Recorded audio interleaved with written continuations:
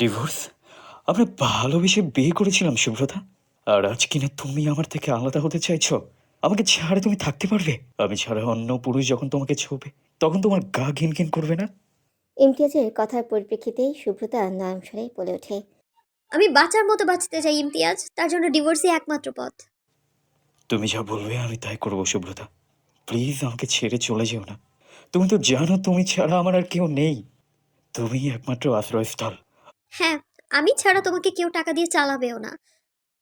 একটা ছেলের চাকরি বা কিছু করার জন্য 3টা বছর অনেক সময় ইমতিয়াজ।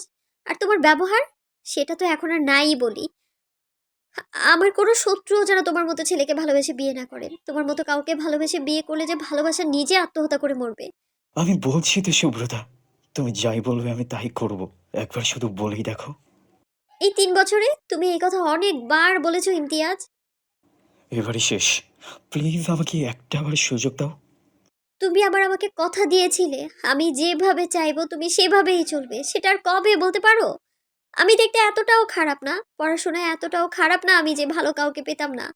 আমার ক্লাসমেটরা যদি বড় চাকরিজীবী, ব্যবসায়ী, বিসিএস ক্যাডার বিয়ে করতে পারে, আমি তাদের সমান না হোক, তবুও কোনো একটা অবস্থানের কাউকে তো বিয়ে করতে পারতাম। তোমাকে কিছু করার কথা বললেই বলো আমি বিয়ে করার জন্য উঠে পড়ে লেগেছিলাম, অথচ তুমি ভুলে গিয়েছো আমি কতবার ব্রেকআপ করতে চেয়েছিলাম, করেছিলামও। আর তুমি সুইসাইড করতে গেছো বারবার। তোমার সৎ মা অন্য কারো কাছে মানুষ হয়েছো। আরো অনেক কিছু জেনেও তোমার সাথে ভালো থাকার জন্য আমি বিয়ে করেছিলাম, তার দাম আমি 3টা বছর হতে পারছি। খুব দাম দিয়েছো তুমি আমার ভালোবাসার। এই 3টা বছর আমি নিজে ছোটখাটো একটা জব করে সংসার চালিয়েছি, তোমাকে চালিয়েছি। তোমাকে কাজের কথা বললেই সবকিছু নষ্ট হয়ে যায়। আমি আর এক মুহূর্ত এখানে থাকবো না। বিয়ের দিন মুহূর্ত তোমাকে দিতে হবে না। আমাকে যে একটা গহনা দিয়েছিলে, তা বিছানার উপর বক্সে রাখা আছে, দেখে নিও। আমি খুব তাড়াতাড়ি ডিভোর্স ফাইল করব। আসছি, ভালো থেকো। আর পরবর্তীতে কারো জীবনে জড়ানোর আগে তাকে ভালো রাখার দায়িত্বটাও নিও অন্তত। যা, চলে যা তুই। এই বাড়ি থেকে বেরিয়ে যা। আমি নিজেকে ঠিক নিজে চালিয়ে নেব। ইমতিয়াজের কথায় শুভ্রতা নিজে এক কাপড়ে বাড়ি থেকে বেরিয়ে আসে বাবার বাড়ির উদ্দেশ্যে। সেখানে অন্তত এরকম অনিশ্চয়তার মাঝে দিন কাটাতে হবে না। তাই বিয়ের 3 বছরের মাথায় শুভ্রতা সিদ্ধান্ত নিল এবার বিবাহ বিচ্ছেদই পারেই তাকে একটু বাঁচার সুযোগ করে দিতে। বাড়িতে ওঠা মাত্রই অতীত কেমন যেন মাথা চাড়া দিয়ে ওঠে। ইমতিয়াজ শুভ্রতার স্কুলের বান্ধবীর চাচাতো ভাই। সোশ্যাল মিডিয়ায় বান্ধবীর কোনো একটা পোস্টের কমেন্টে তাদের পরিচয় হয়েছিল। কমেন্ট থেকে রিপ্লাই, ফ্রেন্ড রিকোয়েস্ট, মেসেজিং, বন্ধুত্ব, ভালো লাগা, অতঃপর প্রেমে পড়া। প্রথম যেদিন তারা দেখা করেছিল সেদিন শুভ্রতা নেভি ব্লু রঙের জামা পরেছিল, চুল ছেড়ে দেওয়া, চোখে চশমা। কি যে অসম্ভব সুন্দর লাগছিল সেদিন তাকে। এই প্রথমবার শুভ্রতাকে দেখে ইমতিয়াজ প্রেমে পড়ে গিয়েছিল, কিন্তু ইমতিয়াজকে মোটেই তার পছন্দ হয় না সেদিন। কেমন রোগা পাতলা চেহারা।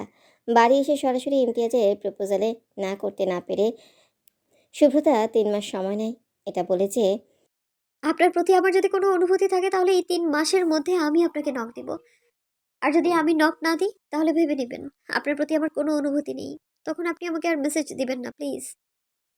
ইমতিয়াজ বুঝতে পারে শুভ্রতা হয়তো তাকে পছন্দ করেনি, তাই সময় চাইছে। সেও কোনো কথা বাড়ায় না, শুভ্রতার কথায় রাজি হয়ে যায়। শুভ্রতার কথা অনুযায়ী 3 মাস কেটে যায়। এই 3 মাস ইমতিয়াজের সাথে কথা না বলে খুব ভালো দিন কাটে তার। কিন্তু যেদিন 3 মাস পূরণ হবে তার কদিন আগে থেকেই শুভ্রতার চিন্তা বেড়ে যায়। এটা ভেবেই যে ছেলেটা যদি আবারও নক দেয়, যেই ভাবা সেই কাজ। 3 মাস পূর্ণ হওয়ার দিনই সকালবেলা তার ফোনে মেসেজ আসে। শুভ্রতাও চাপ না নিয়ে সাহস করে বলে দেয় সে সম্পর্কে জড়াবে না। সেটা মেনেও নেয়, কিন্তু কয়েকটা দিন একটু কথা বলতে বলে। শুভ্রতাও টুকটাক কথা বলে। এই সুযোগটাই ব্যবহার করে ইমতিয়াজ। সে যে অনাথ, তার মানে ইত্যাদি অনেক কথাই বলে সে শুভ্রতাকে। শুভ্রতার মনেও ইমতিয়াজের জন্য খারাপ লাগার সৃষ্টি হয়। এক পর্যায়ে তাদের সম্পর্ক হয়ে যায়, কিন্তু সম্পর্ক হওয়ার পরই ইমতিয়াজের রাগ বাড়তে থাকে। কিছু হলেই রাগ করা, বকাবকি করা যেন নিত্যদিনে রুটিন হয়ে যায়।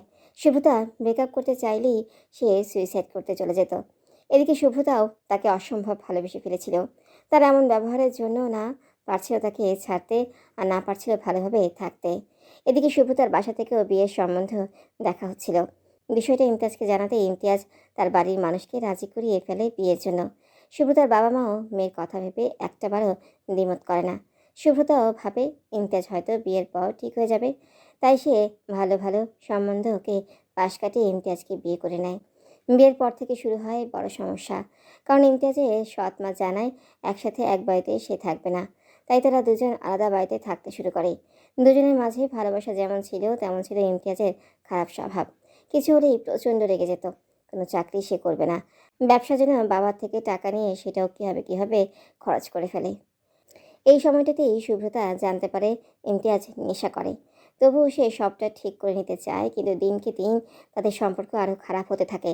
শুভ্রতা অনেকবার ছেড়ে যাওয়ার কথা বলে, ঠিক তখনই ইমতিয়াজ কান্নাকাটি করে তাকে আটকে রাখত। কিন্তু শেষমেশ ইমতিয়াজ এতটাই উচ্ছৃঙ্খল হয়ে যায় যে সে শুভ্রতা আর সহ্য করতেই পারে না। তাই সে এবার সত্যি সত্যি ডিভোর্সের সিদ্ধান্ত নেয়। যেখানে সম্মান নেই, শ্রদ্ধা নেই, বলতে গেলে ভালোবাসাটাও একদম তলানিতে ঠেকেছে, সেখানে আর যাই হোক ঘর করা যায় না। যেখানে প্রিয় মানুষটির ভালো থাকা কেড়ে নেয়, সেখানে নিজেকেই নিজের জীবনে শক্তি হতে হয়। শুভ্রতা একা একা পথে হাঁটছে, ফোনটাও নিয়ে আসেনি সে। রাস্তার পাশে এক লোককে দাঁড়িয়ে থাকতে দেখে তার দিকে এগিয়ে যায়। লোকটার পাশে দাঁড়িয়ে হালকা কেশে নিজের উপস্থিতি বোঝালে লোকটা পেছনে ফিরে তাকায়। কিছু বলবে মা? আঙ্কেল আপনার ফোনটা একটু দেয়া যাবে? আমার বাড়িতে একটু কল দিব। দেয়া যাবে না কেন? এই নাও। শুভ্রতা ফোনটা নিয়ে বাবার নম্বরে কল দেয়। কয়েকবার রিং বাজতেই ওপাশ থেকে কলটা রিসিভ হয়। হ্যালো বাবা। কে শুভ্রামা? হ্যাঁ বাবা, আমাকে বাসায় নিয়ে যাবে বাবা?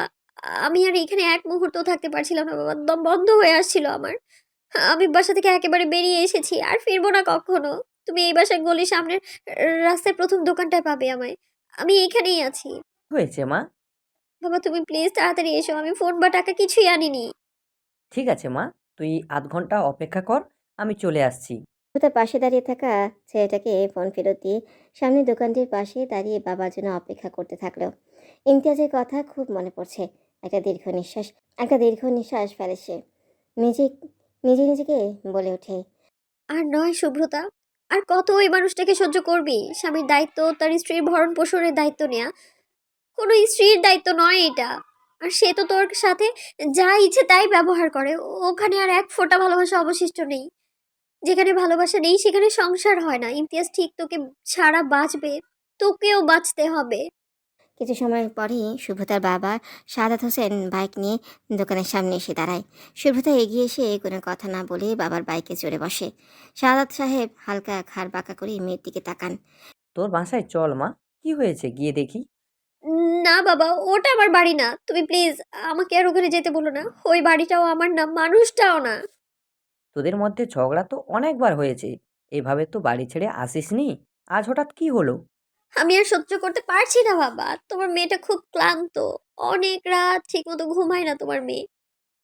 আমি একবার ইমতিয়াজের সাথে কথা বলি। কোনো লাভ নেই বাবা, বড়জোর সে 2 দিন ভালো থাকবে, ভালো ব্যবহার করবে, এরপর যেমন আবার তেমনটাই হয়ে যাবে। বাবা ওর ব্যবহার এত বাজে যে আমি এখন আর ওর সাথে কথা বলতেও ভয় পাই। ও কথার আঘাতে ক্ষত বিক্ষত করে ফেলে আমায়। লাস্ট 2 বছর আমি অনেক সহ্য করেছি বাবা। আর না, ওকে ছাড়াই আমি ভালো থাকবো।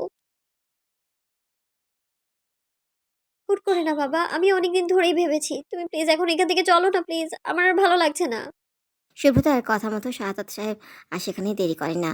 বাড়ির উদ্দেশ্যেই রওনা দেন, কারণ তিনি জানেন ইমতিয়াজ আর শুভ্রতার সম্পর্ক অনেকদিন ধরেই খারাপ যাচ্ছে। তিনি এই আশায় থাকেন যে শুভ্রতা বাসায় যাওয়ার পর ইমতিয়াজকে নিয়ে আসতে গেলে তাকে বুঝিয়ে ভালো একটা জবে ঢুকিয়ে দেবে। তার মেয়ের ভালো থাকাটাই এই মুখ্য কারণ। আপু, ডিভোর্সের কাগজ পাঠিয়েছে ইমতিয়াজ ভাইয়া। ছোট বোন স্নিগ্ধার কথায় ফিরে তাকায় শুভ্রতা। স্নিগ্ধার কথায় ছোট্ট করে শ্বাস নিল সে। শুভ্রতা নিজেকে নাতস্ত করে বলল। টেবিলের উপর রেখে চলে যাও। স্নিগ্ধা তাড়াহুড়া গলায় বলল, আপু একটু তাড়াতাড়ি করো, বাইরে ইমতিয়াজ ভাইয়া রুকির বসে আছে। ইমতিয়াজ এসেছে তাকে নিতে নয়, সম্পর্কে বিচ্ছেদ ঘটাতে। শুভ্রতা বাবার বাড়ি এসেছে প্রায় মাসখানেক হয়েছে।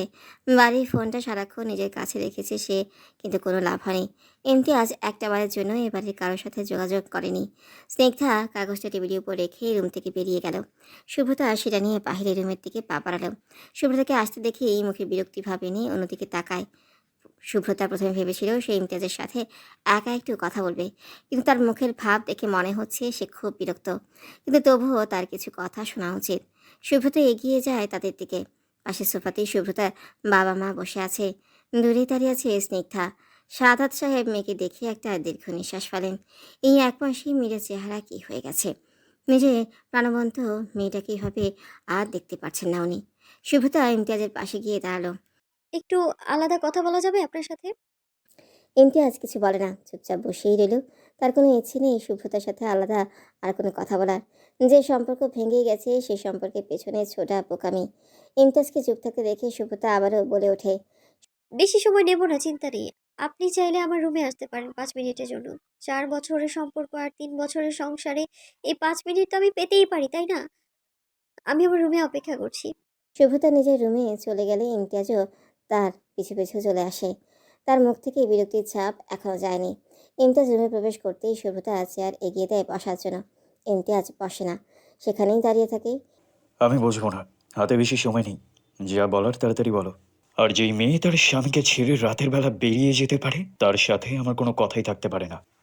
একটা মেয়ে কি তার স্বামীকে অসম্ভব ভালোবাসার পর কম কষ্টে ছেড়ে আসে? আমি তোমার কষ্ট দেখতে আসিনি মোটেও। দেখাচ্ছি না তো? যার প্রতি ভালোবাসা থাকে তার সব কিছুতেই আগ্রহ থাকে।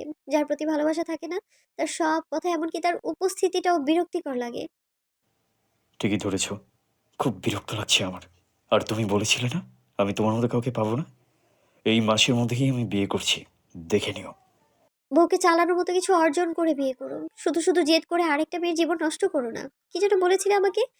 অন্য পুরুষ স্পর্শ করলে গা ঘিন ঘিন করবে কি না? আমাকে কোনো পুরুষ স্পর্শ করার আগে তুমিই তো অন্য নারীর হয়ে যাবে। হ্যাঁ, হয়ে যাব। তোমার মতো মেয়ের সাথে এক মুহূর্ত থাকার ইচ্ছেও আমার নেই। আর তুমি নাকি আমাকে উপার্জন করে খাইয়েছো। বাড়িটা না থাকলে থাকতে কোথায়? আমি কি তোমার জন্য কিছুই করিনি? হ্যাঁ, করেছো তো। আমার জীবন নষ্ট করেছো। তোমার উপর দয়া করেছিলাম আমি। ভেবেছিলাম তোমাকে খারাপ পথ থেকে ফিরিয়ে নিয়ে আসবো। দিন চলার মতো কিছু করলেই যথেষ্ট ছিল, কিন্তু তুমি সেটাও করনি। এই শোনো, তোমার এসব কথা শুনতে আমি এখানে আসিনি। এসব যেন সারাদিন কানে কাছে না বলতে পারো সেই ব্যবস্থাই করতে এসেছি। বড়লোক বাবার মেয়ে, তাই একটু কষ্ট সহ্য করে থাকতে পারোনি। এটা তোমার ব্যর্থতা। এই বাজারে চাকরি পাওয়া কত কষ্টের ব্যাপার তুমি জানো? 3 বছর কি যথেষ্ট ছিল না? না, ছিল না। আমি সহজেই তোমাকে ছাড়িনি। তুমি ছাড়তে বাধ্য করেছো আমায়। এবার আমি মায়া ত্যাগ করলে আমাকে আর আগের মতো পাবে না তুমি। আমি অন্য মেয়েদের মতো নই যে বিরহের সাথে দিন অতীত করবো আমি। আমি জীবনটাকেও উপভোগ করতে পারি। তোমাকে ভালোবাসি বিধায় অনেক কিছু সহ্য করেছি আমি। আমার জীবনে কেউ আসতে চায়নি, কিন্তু এমন কিন্তু না। তোমার চেয়েও ভালো কেউ আসতে চেয়েছিল। আমি তোমায় ছাড়া কাউকে গ্রহণ করিনি। অপরিপক্ক বয়সে মানুষ ভুল করে। আমার ভুলটাও তেমনই হয়েছে। তোমার বস্তা পচা কথা শুনতে আমি আগ্রহী নই। বদলে যাও, একই রকম থাকো, এমনকি মরে যাও, আমি দেখতে আসবো না। সাইন করে দাও, চলে যাব। সময় নষ্ট করার মতো সময় আমার হাতে একদম নেই। এত পরিবর্তন? ভুল করলে ইমতিয়াজ, ঠিক একদিন পস্তাতে হবে তোমায়। অন্তত আমিই ভালো থাকবো আর তুমি সেটা দেখে হায় হায় করবে, মনে রেখো এটা।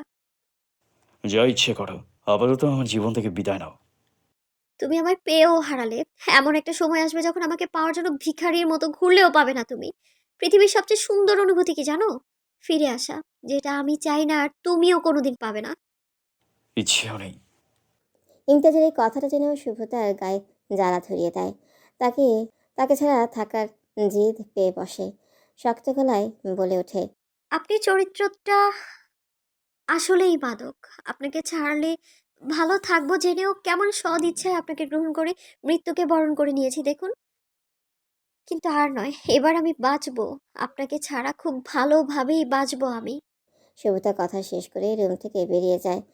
দুজনের দারুণ সম্মতিতে যেমন একদিন দুজন এক হয়েছিল, ঠিক তেমনই দুজনের সম্মতিতে আজ দুজন আয়োজন করে আলাদা হয়ে গেল। আজ থেকে দুজনের পথ ভিন্ন, গন্তব্য ভিন্ন। দুজনের কাছে দুজনের ফিরে আসার পথ ভিন্ন। একদিন বলেছিল, শুভ্রা প্লিজ বিয়েটা করিস না, সেটা ভালো না, তুই ভালো থাকতে পারবি না ওর সাথে। তার কথাটা মিথ্যে প্রমাণ করতেই শুভ্রতা এতদিন ইমতিয়াজের সব কিছু সহ্য করে গিয়েছে। অন্যকে ভুল প্রমাণ করতেই ভুল মানুষের সাথে সারা জীবন তো কাটিয়ে দেওয়া যায় না। যে কথাটি বলেছিল সেই না হয় সঠিক হলেও। পরদিন বিকালে এক কাপ চা হাতে নিয়ে জানালার পাশে চেয়ারে বসে আছে শুভ্রতা। চোখ দিয়ে তা অনবরত পানি গড়িয়ে পড়ছে। আর মনে কিসব ভেবেই চলেছে সে। ইমতিয়াজ সত্যিই সম্পর্কটাকে শেষ করে দিল।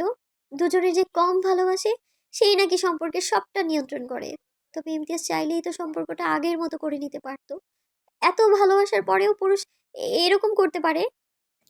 দরজা নক করার শব্দ পেতেই ওনা দিয়ে চোখটা মুছে নেয় সুব্রতা। দরজার দিকে তাকাতেই চোখ চড়ক গাছ। তার সব চাচাতো ভাই বোনেরা দরজায় দাঁড়িয়ে মিটমিট করে হাসছে। তাদের সাথে স্নিগ্ধাও রয়েছে। ওদের সবার লিডার এই মেয়ে। নিশ্চিত মা সুব্রতার মন ভালো করার জন্য কিছু করতে বলাই সে গিয়ে সবাইকে ডেকে নিয়ে এসেছে। স্নিগ্ধা, নেহা, সাকিরা, রায়হান, ইরা সবাই একসাথে হয়েই দরজায় দাঁড়িয়ে আছে। ওদের মাঝখান দিয়ে আবিরা আপু রুমে প্রবেশ করলো। আবিরা আপুর পিছু নিয়ে সবাই একে একে বিছানায় এসে বসলো। কি ব্যাপার সুব্রতা, একা একা এখানে বসে কি করা হচ্ছে শুনি? কিছু না আপু, এই তো বসে চা খাচ্ছিলাম। তোমরা সবাই এখানে যে? রাতে যে গ্রুপ খুলেছি মেসেঞ্জারে, তোকেও তো অ্যাড দেওয়া হয়েছে, তাহলে তুই গ্রুপে যাসনি কেন? গ্রুপ? কিসের গ্রুপ? আর আমি তো অনলাইনে যাইনি। কেন, ফোন নেই তোমার আপু? মাঝখান দিয়ে নেহা প্রশ্নটা করে ওঠে। সবাই রাত থেকে কত মজা করছে এই গ্রুপে, আর শুভ্রতা কিনা সেখানে নেই। এসব ছাড়ো। ইরা, তুই কবে এলি এখানে? শুভ্রতা ইরাকে দেখে অবাক হয়, কারণ গতকাল পর্যন্ত ওরা তো কেউ ছিল না এখানে। ওরা সবাই ঢাকায় থাকে। ওর বাবা কয়েক ভাইয়ের মধ্যে সবচেয়ে ছোট। তারা প্রায় 10 বছর ধরে গ্রামে থাকে না। তারা গতকাল তো গ্রুপ খেলায় পর সবাই একসাথে হওয়ার কথা ছিল। আমরা যদিও বা আজ সকালে এসেছি, আগামীকাল চলে যাব। নিহা, ইরাকে আর কথা শেষ করতে দেয় না আবিরা। শুভ্রতা ভ্রু কুঁচকে তাকিয়ে থাকে। কিছু একটা বলতে গিয়েছিল সে, তাকে থামিয়ে দেওয়া হলো। কি বলতে চাইছিলি রে ইরা? ইরা এবার আবিরার দিকে তাকায়। সে যে মুখ ফসকে লুকোনো বিষয়টাই বলে দিতে গিয়েছিল। ইরা এবার আমতা আমতা করে বলে, তেমন কিছু না আপু, বলতে চাইছিলাম যে কিছুদিন পর আবার আসবো। না, অন্য কিছু বলতে চাইছিলি হয়তো। ও আবার অন্য কিছু কি বলতে চাইবে? বাদ দাও আপু সব। স্নিগ্ধা কথা ঘুরিয়ে নিতে ইরাকে সরিয়ে সামনের দিকে এসে বসে সে। পাশে থেকে সাকিরাও অন্য কথা তুলে, যেন নিহান নামক কারো কথা এখন আর সামনে না আসে। তোর ডিভোর্স হয়েছে, যে তোর গুরুত্ব বোঝেনি সে চলে গিয়েছে। তোর বাবা মা মারা যায়নি যে এত চিন্তা করবি। আমরা এখনো বেঁচে আছি, আর মাথার উপর সৃষ্টিকর্তা আছে। তিনি নিশ্চয়ই তোর ভাগ্যে ভালো কিছু লিখে রেখেছেন। কথায় আছে না, জীবনসঙ্গী যদি স্বস্তিই না দেয় তাহলে একলা থাকাই শ্রেয়। শোনো মা, মানুষটা তোমার জন্য সঠিক ছিল না, জন্যই তোমার গুরুত্ব বোঝেনি। ভালোবাসলে কান্না করতে দেওয়া তো দূরের কথা, দীর্ঘশ্বাস অবধি নিতে দিত না। তুই যে ইমতিয়াজের কথা ভেবে দিনরাত এরকম কান্না করছিস, এত ভালোবাসা চোখের পানি ওর জন্য প্রাপ্য নয়। তুই ওকে ভেবে এত কান্না কেন করবি বল তো? তুই নাকি ওকে বলেছিস তুই ওকে ছাড়া ভালো থেকে দেখিয়ে দিবি, তাহলে কেন কান্না করছিস? আমার মেয়ে তো এমন ছিল না। আমি আমার আগের মেয়েকে ফেরত চাই, যে ছিল সাহসী, রকচটা, প্রতিবাদী, বেয়ারা, হাস্যোজ্জ্বল, লাফিয়ে নেচে বেড়াতো সারা বাড়ি। আমি আমার আগের সুব্রতাকে ফিরে চাই।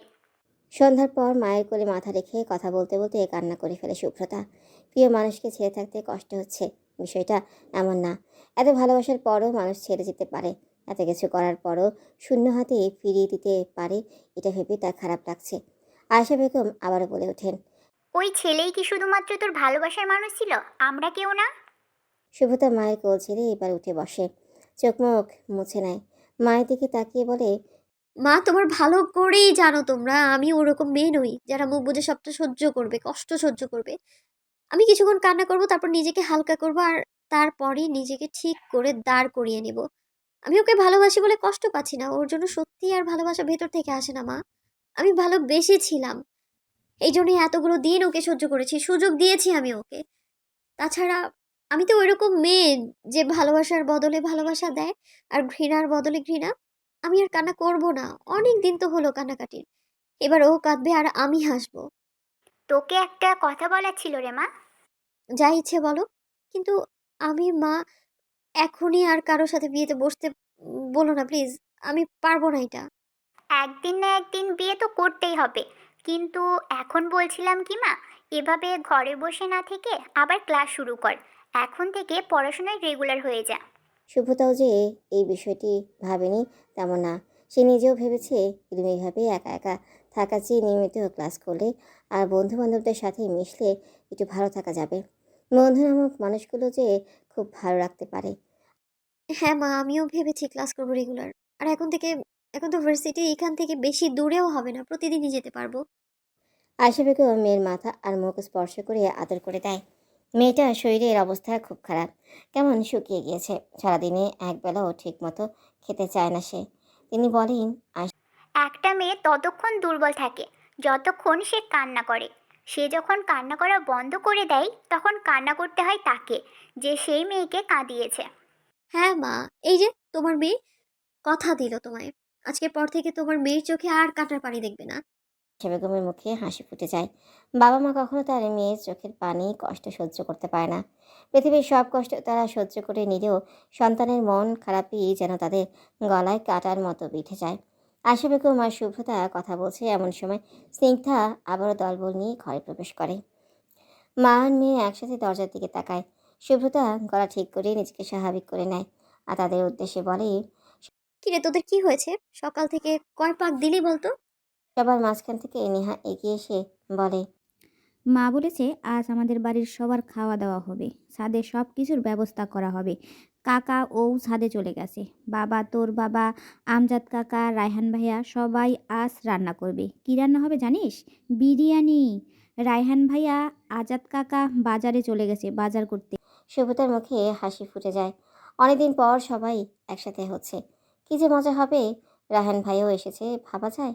বেচারি জাকিরার কি যে হবে ভাবতেই তার হাসি পাচ্ছে। শুভ্রতা আগ্রহ নিয়ে জিজ্ঞেস করে, শাকিরার কি খবর রে? ওকে ডাকিসনি তোরা? সারিকা আপুকে ডাকতে যাবো তো, আগে তোমাকে ডাকতে আসলাম। ইরা কথাটা বলেই শুভ্রতার পাশে এগিয়ে বসে। ইরা কথাটা বলেই শুভ্রতার পাশে এসে বসে। সাথে সাথে স্নিগ্ধা আর নেহাও এগিয়ে আসে। স্নিগ্ধা টেবিলে রাখা পানি ভর্তি গ্লাস হাতে নিয়ে বলতে থাকে, আপু, আজকে কিন্তু সবাই শাড়ি পরবে। আমরা কয়েক বোনই পরবো, তুমি কিন্তু আমাত করবে না, বলে দিলাম। ও কেন অমত করবে? তোদের সাথে শুভ্রতাও শাড়ি পরবে। আমার আলমারিতে অনেক শাড়ি আছে, যেটা পছন্দ হয় সেটাই পরবে। তোরা শুভ্রতাকেও নিয়ে যা ছাদে। ও একা একা এখানে থাকলে মন খারাপ করে বসে থাকবে। আমি যাই, কাজগুলো শেষ করে নিই। আয়েশা বেগম কথাটা বলেই সেখান থেকে বেরিয়ে গেলেন। চার বোনের মধ্যে রায়হান আর সাকিরাকে নিয়ে আরও কিছুক্ষণ আলাপ আলোচনা চলল। বেচারি সাকিরা তো রায়হান ভাইকে দেখলেই পালাবে ভেবেই তাদের হাসি পাচ্ছে। বাড়ির সবগুলো বোন সমবয়সী, শুধু ইরা একটু ছোট। সে এবার এসএসসি দিয়েছে। স্নিগ্ধা, নেহা, সাকিরা অনার্স ফার্স্ট আর সেকেন্ড ইয়ারে, তাদের মাঝে আবিরা সবার সিনিয়র। সে এবার অনার্স ফাইনাল দিবে। রায়হান তাদের ফুফাতো ভাই, মাস্টার্স কমপ্লিট করে চাকরি না পেয়ে বাবার সাথে ব্যবসা করছে। সাকিরার বাবা আর শুভ্রতার বাবারা চাচাতো ভাই। বাড়ির পাশাপাশি। সাকিরা সেই ক্লাস 9 থেকে রায়হানকে পছন্দ করে, এক প্রকার লুকিয়ে লুকিয়ে ভালোবাসে। সেটা রায়হান নিজেও বোঝে, কিন্তু পাত্তাই দেয় না। বেচারিকে সবসময় দৌড়ের উপর রাখে।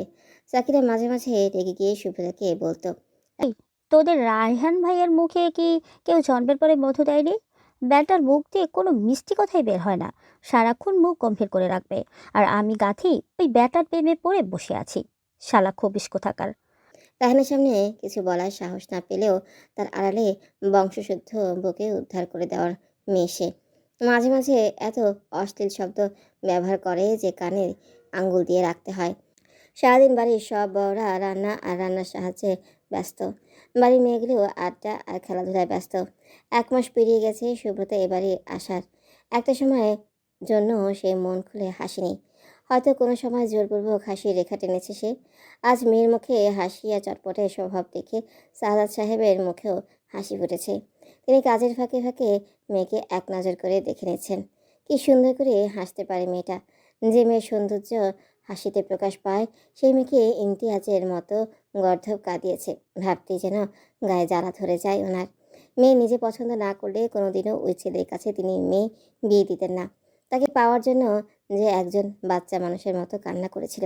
একটা বাচ্চা যেমন তার পছন্দের খেলনা পাওয়ার জন্য মায়ের কাছে কান্না করে, ঠিক তেমনই শুভ্রতাকে বোঝানোর কথা বলে তাকে পাওয়ার জন্য দম বন্ধ করা কান্না করেছিল কেউ। তার কাছে মেয়েটা থাকলে এত কষ্ট সহ্য করতে হতো না শুভ্রতার। নারী তো আস্ত একটা ভালোবাসা, কিন্তু একটা পুরুষ যখন কোনো নারীকে মন থেকে ভালোবাসে, সেই ভালোবাসার অতি ভয়ঙ্কর আকারের হয়। সবাই একসাথে খেতে বসেছে, বাড়ির মেয়েগুলোও একসাথে খেতে বসেছে। শুভ্রতা সবার হাসি মাখা মুখটা দেখছে আর ভাবছে, ইস, প্রতিটা দিন যদি এমন সুন্দর হতো। কতদিন এতগুলো মানুষের মুখের হাসি একসাথে দেখা হয় না। এটা ভেবে একটা দীর্ঘ নিঃশ্বাস নেয় সে। সে নিজেই তো কতদিন মন খুলে হাসে না। সে তো হাসতেই ভুলে গিয়েছিল। খাওয়া দাওয়া শেষ করে বড়রা গল্পের আসর জমেছে। আর বাড়ির মেয়েগুলো শাড়ি পরে সাজগোজ করছে। খাওয়া দাওয়া শেষ করে বড়রা গল্পের আসর বসিয়েছে, আর বাড়ির মেয়েগুলোও শাড়ি পরে সাজগোজ করছে। রাহান নিজে সবাইকে আজ সন্ধ্যায় বাইরে ঘুরতে নিয়ে যাবে। সবাইকে সাজানোর দায়িত্ব পড়েছে ইরার উপরে। নিজের মেকআপ প্রোডাক্টগুলোও আজ ঠিকঠাকভাবে ব্যবহৃত হচ্ছে। স্নিগ্ধা আর সাকিরার সাজ কমপ্লিট। ইরা এবং ইরা এবার আবিরাকে সাজাতে বসে। অন্যদিকে শুভ্রতা কোনো শাড়ি পরবে সেটাই ঠিক করতে পারছে না। স্নিগ্ধাকে পাঠিয়ে দেয় বড় মাদের ছাদে। মা এসে যেন শাড়ি সিলেক্ট করে দেয় সেজন্য। কিন্তু স্নিগ্ধা এখন ছাদে যেতে নারাজ, কারণ সিঁড়ি দিয়ে উঠতে গেলে শাড়ির ভাঁজ নষ্ট হয়ে যাবে। শুভ্রতারও যেতে ইচ্ছে করছিল না। সাকিরাকে বলতেই সাকিরা এক কথায় রাজি হয়ে যায়। সে রুম থেকে বেরিয়ে ছাদের উদ্দেশ্যে রওনা দেয়। সিঁড়ি দিয়ে ছাদে ওঠার সময় শাড়ির কুচি ধরে পায়ের দিকে তাকিয়ে ধীরে ধীরে উপরে উঠছিল সে। এই এইভাবে কেউ সিঁড়িতে ওঠে? সামনে না তাকিয়ে পায়ের দিকে তাকালে ছাদে পৌঁছাতে হবে না, উপরে উঠে যাবে। ভারী পুরুষালী কণ্ঠে এমন ধমক শুনে চমকে ওঠে সাকিরা। কাঁপা কাঁপা কণ্ঠে বলে, আ- আপনি? সাকিরা মুখ তুলে তাকালেই রায়হান খেয়াল করে উজ্জ্বল শ্যামলা গায়ে রঙের এই মেয়েটাকে আজ আকাশি রঙের শাড়িতে অসম্ভব সুন্দর লাগছে। বেশিরভাগ মেয়ের পছন্দের রং তো নীল আর কালো, কারণ এই রঙে তাদের অপসরই লাগে দেখতে। কিন্তু সাকিরাকে আকাশি রঙে দারুণ লাগছে। রায়হান এবার সিঁড়ি দিয়ে নেমে সাকিরার কাছাকাছি এসে বলে, এভাবে উপরে উঠছিলে কেন? আয়শা কাকিকে ডাকতে। সুব্রতা শাড়ি পরবে, কিন্তু কোনটা পরবে বুঝতে পারছে না। তুই যা, আমি পাঠিয়ে দিচ্ছি। সোজা ওদের কাছে চলে যাবি। বামে ডানে আর কোনো দিকে গেলে পা ভেঙে রেখে দেবো। আমি ছোট না, আমার বয়স 21। তো কি হয়েছে, তুই আমার চেয়ে বড়? না মানে আমি বড় হয়ে গেছি, এখন আর এসবে শাসন করতে হয় না, একা কোথাও যাইও না। খুব বড় হয়ে গেছেন দেখছি তো। যা এখন এখান থেকে। সাকিরা আর দেরি না করে সেখান থেকে চলে যায়। সাকিরার এমন আলতো ভয়ার্ত মুখ দেখতে রাহানের দারুণ লাগে। তাই তো তাকে ভয় দেখানোর সুযোগটা সে কখনোই ছাড়ে না। রাহান মুচকি এসে ছাদের দিকে পা বাড়ায় আর মনে মনে আওড়াতে থাকে। এই মেয়েগুলো না, 2 ঘন্টা হয়ে যাচ্ছে রেডি হতে গেছে, এখনও নাকি একজন শাড়ি ঠিক করতে পারেনি। এটা কোনো কথা? শুভ্ররাঙ্গা শাড়িতে এক কাপ চা হাতে বেঞ্চিতে বসে কিছু দূরেই দাঁড়িয়ে দুজনকে দেখে বুকের ভিতরটা দুমড়ে মুছে যাচ্ছে তার। দূরে দাঁড়িয়ে থাকা দুজন কি সুন্দর গল্প করছে, চায়ে চুমুক দিচ্ছে, আর মাঝে মাঝে মেয়েটা তার সামনে দাঁড়ানো ছেলেটার মাথার চুল হাত দিয়ে নাড়ছে। কি সুন্দর দৃশ্য, সুন্দর অনুভূতি অনুভূত হওয়ার কথা। কিন্তু শুভ্রতার ভেতরটা যেন কেমন খালি খালি লাগছে। কষ্ট হচ্ছে তার, হ্যাঁ সত্যিই কষ্ট হচ্ছে। তবে কি তাদের দেখে হিংসে করছে সে? কই, ইমতিয়াজ তো তার সাথে কখনো এভাবে টঙ্গে দাঁড়িয়ে চা পান করেনি। তাহলে এদের দেখে প্রাক্তন স্বামীর কথা কেন মনে পড়ছে তার? না, এটা ঠিক না। শুভ্রা তাড়াহুড়া করে শাড়ির আঁচল দিয়ে চোখটা মুছে নেয়। শুভ্ররাঙ্গা আঁচলটা চোখের কাজলের দাগটা বসে যায়। আঁচল ঘষে ঘষে দাগ তুলতে গেলে কালিটা আরও ছড়িয়ে যায়। শুভ্রতা আবারও সেই দুজনের দিকে তাকে আনমনি বলে ওঠে, আমি তার সঙ্গ চাইলাম আর সে আমারে গুনে গুনে কয়েক ফোঁটা দুঃখ দিল। হ্যাঁ কিছু বললি? আসি বসেছিল আবিরা। শুভ্রতাকে বিড়বিড় করতে দেখে জিজ্ঞেস করে, কিছু বলছিস নাকি? শুভ্রতাও মাথা নাড়িয়ে নানা করে অসম্মতি জানায়, বোঝায় যে সে কিছু বলেনি। অন্যদিকে সাকির অতিরিক্ত গরম চা খেতে পারছে না, ফু দিয়েই যাচ্ছে। মালাই চা সাধারণত চায়ের চেয়ে অনেক বেশি গরম হয়। প্রথম প্রথম যদি কেউ অসাবধানতাবশত খেতে যায় তাহলে জিহ্বা পুড়ে 2 দিন ভাত খেতে পারবে না। এই শাকিরার বাচ্চা শাকিরাও কেমন যেন, যখন যে কাজ করবে তখন ওটাতেই ডুবে থাকবে, আশেপাশে কি হচ্ছে সেটা একটুও দেখে না। আবিরা কথাটি শুভতাকে বলে। শুভতা কিছু বুঝতে না পেরে সামনের দিকে তাকিয়ে দেখে সাকিরা চা ঠান্ডা করতে ফু দিচ্ছে, আর রায়হান তার দিকে হাসি মুখ করে তাকিয়ে আছে। চারিপাশে কত প্রেম, অথচ তার জীবন প্রেম শূন্য। আমাদের কিন্তু ছবি ওঠা হয়নি। সবার একটা গ্রুপ ফটো তো ওঠানো উচিতই। সবাই শাড়ি পরেছে আর ছবি উঠাবো না? কেউ তো বোধহয় সিঙ্গেল ছবিও তুলেনি, 2-1টা সেলফি ছাড়া। আজ রায়হান ভাইয়া সবার ছবি তুলে দেবে। স্নিগ্ধার কথায় সবাই তাল মেলায়। মেয়ে মানুষ এত কষ্ট করে শাড়ি পরবে, সাজবে আর ছবি উঠাবে না, এটা কিছুতেই হতে পারে না। কিছু মেয়েরা তো ছবি ওঠার জন্যই সাজগোজ করে। নেহা স্নিগ্ধার কথায় তাল মিলিয়ে বলে, প্ল্যাটফর্মের একদম ওই পাশটা এত সুন্দর জায়গা, ওখানে ছবি উঠালে কিন্তু ব্যাকগ্রাউন্ডটা জোশ আসবে। আর এখন রোদও তেমন নেই, ছবি কিন্তু সুন্দর হবে। রায়হান এবার তাদের আলাপচারিতার মাঝেই বলে ওঠে, আসার সময় একটা ক্যামেরা কিনে দিলেই পারতি। তোদের বাবা তো আর গরিব না। ক্যামেরা কিনে দিলে ছবিগুলো আরও সুন্দর আসতো। তোদের যে এক একটার চেহারা ভাঙা পাতিলের মতো, সেটা এডিট করলে বোঝাই যেত না। শোন ভাইয়া, তোর বোনদের পিছনে শত শত ছেলে লাইন ধরে আছে, আর তুই কি না ভাঙা পাতিল বলছিস? আবিরার জবাব শুনে স্নিগ্ধা আর নেহা এবার গর্বে ফুলে ওঠে। কথা সাজায় কি বলবে, ওদিকে সুব্রতা চুপচাপ তাদের কর্মকাণ্ড দেখছে। এমন সময় সাকিরা বলে ওঠে, মানুষের কাজ ছবি তুলে দেওয়া, ছবি তুলে দিতে বলা হয়েছে দিবে, কার চেহারা কেমন সেটা দেখা ফটোগ্রাফারের কাজ না। হয়েছে হয়েছে, একটা সত্যি কথা বলে শান্তি নেই সবগুলো একসাথে মাঠে নেমে ঝগড়া করতে। আর শুভ্রতাই ভালো, আমার শুভ্রতাই ভালো। আমার কথা যে সত্যি সেটা সে বুঝছে, যদিও তোদের সে শুভ্রতা সুন্দর। থাক, তেল মেরে ওকে আর দলে নিতে হবে না। ওঠ, সবাই ছবি উঠাবো, একটু পর সন্ধ্যা হয়ে যাবে। ইরাও বলে ওঠে, আপু চলো তো তাড়াতাড়ি, আমাদের আবার ঢাকায় ফিরতে হবে, দেরি হলে আজ আর চাওয়া হবে না। আবিরা আর ইরার কথায় সবাই উঠে দাঁড়ায়। প্ল্যাটফর্মে শেষ সীমানার দিকে রওনা দেয়। সবার বাড়ি ফেরায় ও তারা আছে, কারণ দেরি করে বাড়ি ফেরার অনুমতি নেই। রাতে ইরা আর তার বাবা মা বিদায় নিয়ে চলে গেলে বাড়ির সবাই বাড়ির ভিতরে চলে যায়। শুভ্রতাও চলে যাচ্ছিল, ঠিক তখনই রায়হান তাকে পেছন থেকে ডাক দেয়। হ্যাঁ ভাইয়া বলো। শুনলাম তোর ডিভোর্স হয়ে গেল। রায়হানের প্রশ্নে শুভ্রতার মনটা আবারও মলিন হয়ে যায়। সে মাথা নিচু করে জবাব দেয়, হ্যাঁ। কারণ কী ছিল বলতো? তুই আগে আমার সাথে যেমন ফ্রি ছিলি, এখনও ওই রকমই আছিস। আমি কিন্তু আগের মতোই আছি। তোর ভাই নেই, মামি কিন্তু আমাকে তার ছেলের মতো দেখে। তোর বড় ভাই আর তোর সবচেয়ে কাছের বন্ধু কিন্তু আমি। আমি জানি ভাইয়া। শুভ্রতা ছোট ছোট কথায় রায়হান বুঝতে পারে শুভ্রতার মন খারাপ। তবুও সে তার মন খারাপকে গুরুত্ব না দিয়ে আবারও জিজ্ঞেস করে, ডিভোর্সের কারণ কি? চলো ওখানে সিঁড়িতে গিয়ে বসি। শুভ্রতা আর রায়হান গিয়ে বাড়ির সামনে ছোট্ট একটা জায়গায় বসার জন্য 3-4টা সিঁড়ি করে রাখা, তার পেছনে শান বাঁধা পুকুর। দুজনেই বসে আছে, শীতল বাতাস বইছে। রায়হান ফোন স্ক্রিনে দেখলেও 7:30 বাজে। শুভ্রতা বলল, কারণ বলতে গেলে প্রথম থেকে বলতে হয়। হ্যাঁ বল, আমি আছি। শুভ্রতা কথাগুলো ক্রমান্বয়ে সাজিয়ে বলা শুরু করে, তুমি তো জানো বিয়ের পর আমাকে উঠিয়ে নেয়নি। 1 বছর আমি এইখানেই ছিলাম। যদিও আমার বাবার উপার্জনের সংসার ভালোভাবেই চলে, তবুও বিয়ের পর কোনো মেয়ে তার বাবার বাড়ি থাকবে এটা বিশেষ করে প্রতিবেশীরা ভালো চোখে দেখে না। আমি যখন এখানে ছিলাম, বিয়ের 1 মাস যেতে না যেতেই আমার শাশুড়ি কথা বলা বন্ধ করে দেয়। ওই বাড়ির কেউ কথা বলে না, শুধু ইমতিয়াজ ছাড়া। বিয়ের পর আমার এখানে থাকার ইচ্ছে ছিল না। ওকে সব সময় কিছু একটা করার কথা বলতাম। সে শুধু বলতো যে করব, করব, বাট বাবা একটা একটা করে জব খুঁজে দিত। আর সে বলতো এত কঠিন কাজ সে করবে না। এভাবে বিয়ের প্রথম বছরটা কেটে গেল। একটা মেয়ের স্বামী যখন নিজের ইচ্ছেতে কিছু করে না, তখন সেই মেয়ে কি অবস্থায় থাকে সেটা শুধু সেই মেয়েটাই বোঝে। বিয়ের 1 বছর আমি বলি যে তার কাকির স্কুলে যেন আমার চাকরির ব্যবস্থা করে দেয়। আমি করবো শুনে সে দেরি করেনি। সে নিজেও কিন্তু আমার চাকরির পাশাপাশি কিছু করতে পারতো। আমি চাকরি পেয়ে জয়েন করলে সে একদমই কেমন যেন হয়ে যায়। ওর বাড়ি গিয়ে যখন সংসার শুরু করলাম, পুরো সংসারের দায়িত্ব তখন আমার কাঁধে। আমি অনার্স ফার্স্ট ইয়ারে ক্লাস না করে স্কুলে ক্লাস করাতাম। 6-7 মাস চাকরি করতে পেরেছিলাম খুব কষ্ট করে। তুমি তো জানো আমার মাইগ্রেনের সমস্যা আছে। বাচ্চাদের চেঁচামেচি, পড়ানো, সারাদিন হিজাব পরে থাকা, পড়া পরীক্ষার আগে কমপ্লিট করার চিন্তায় আমার মাথা ব্যথা বেড়ে যায়। ওটা তো কিন্ডারগার্টেন স্কুল ছিল। স্কুল থেকে বাড়ি ফিরে মাথা ব্যথা নিয়েই রান্না চাপিয়ে দিতে হতো।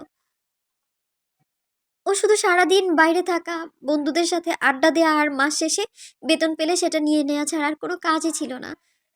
আমি যখন অতিরিক্ত মাথা ব্যথায় চাকরি থেকে বেরিয়ে আসলাম, তখন থেকেই আবারও শুরু হয় ওর মেজাজ খারাপ। কিছু বলতে পারতাম না, সারাক্ষণ কথা শোনাতো।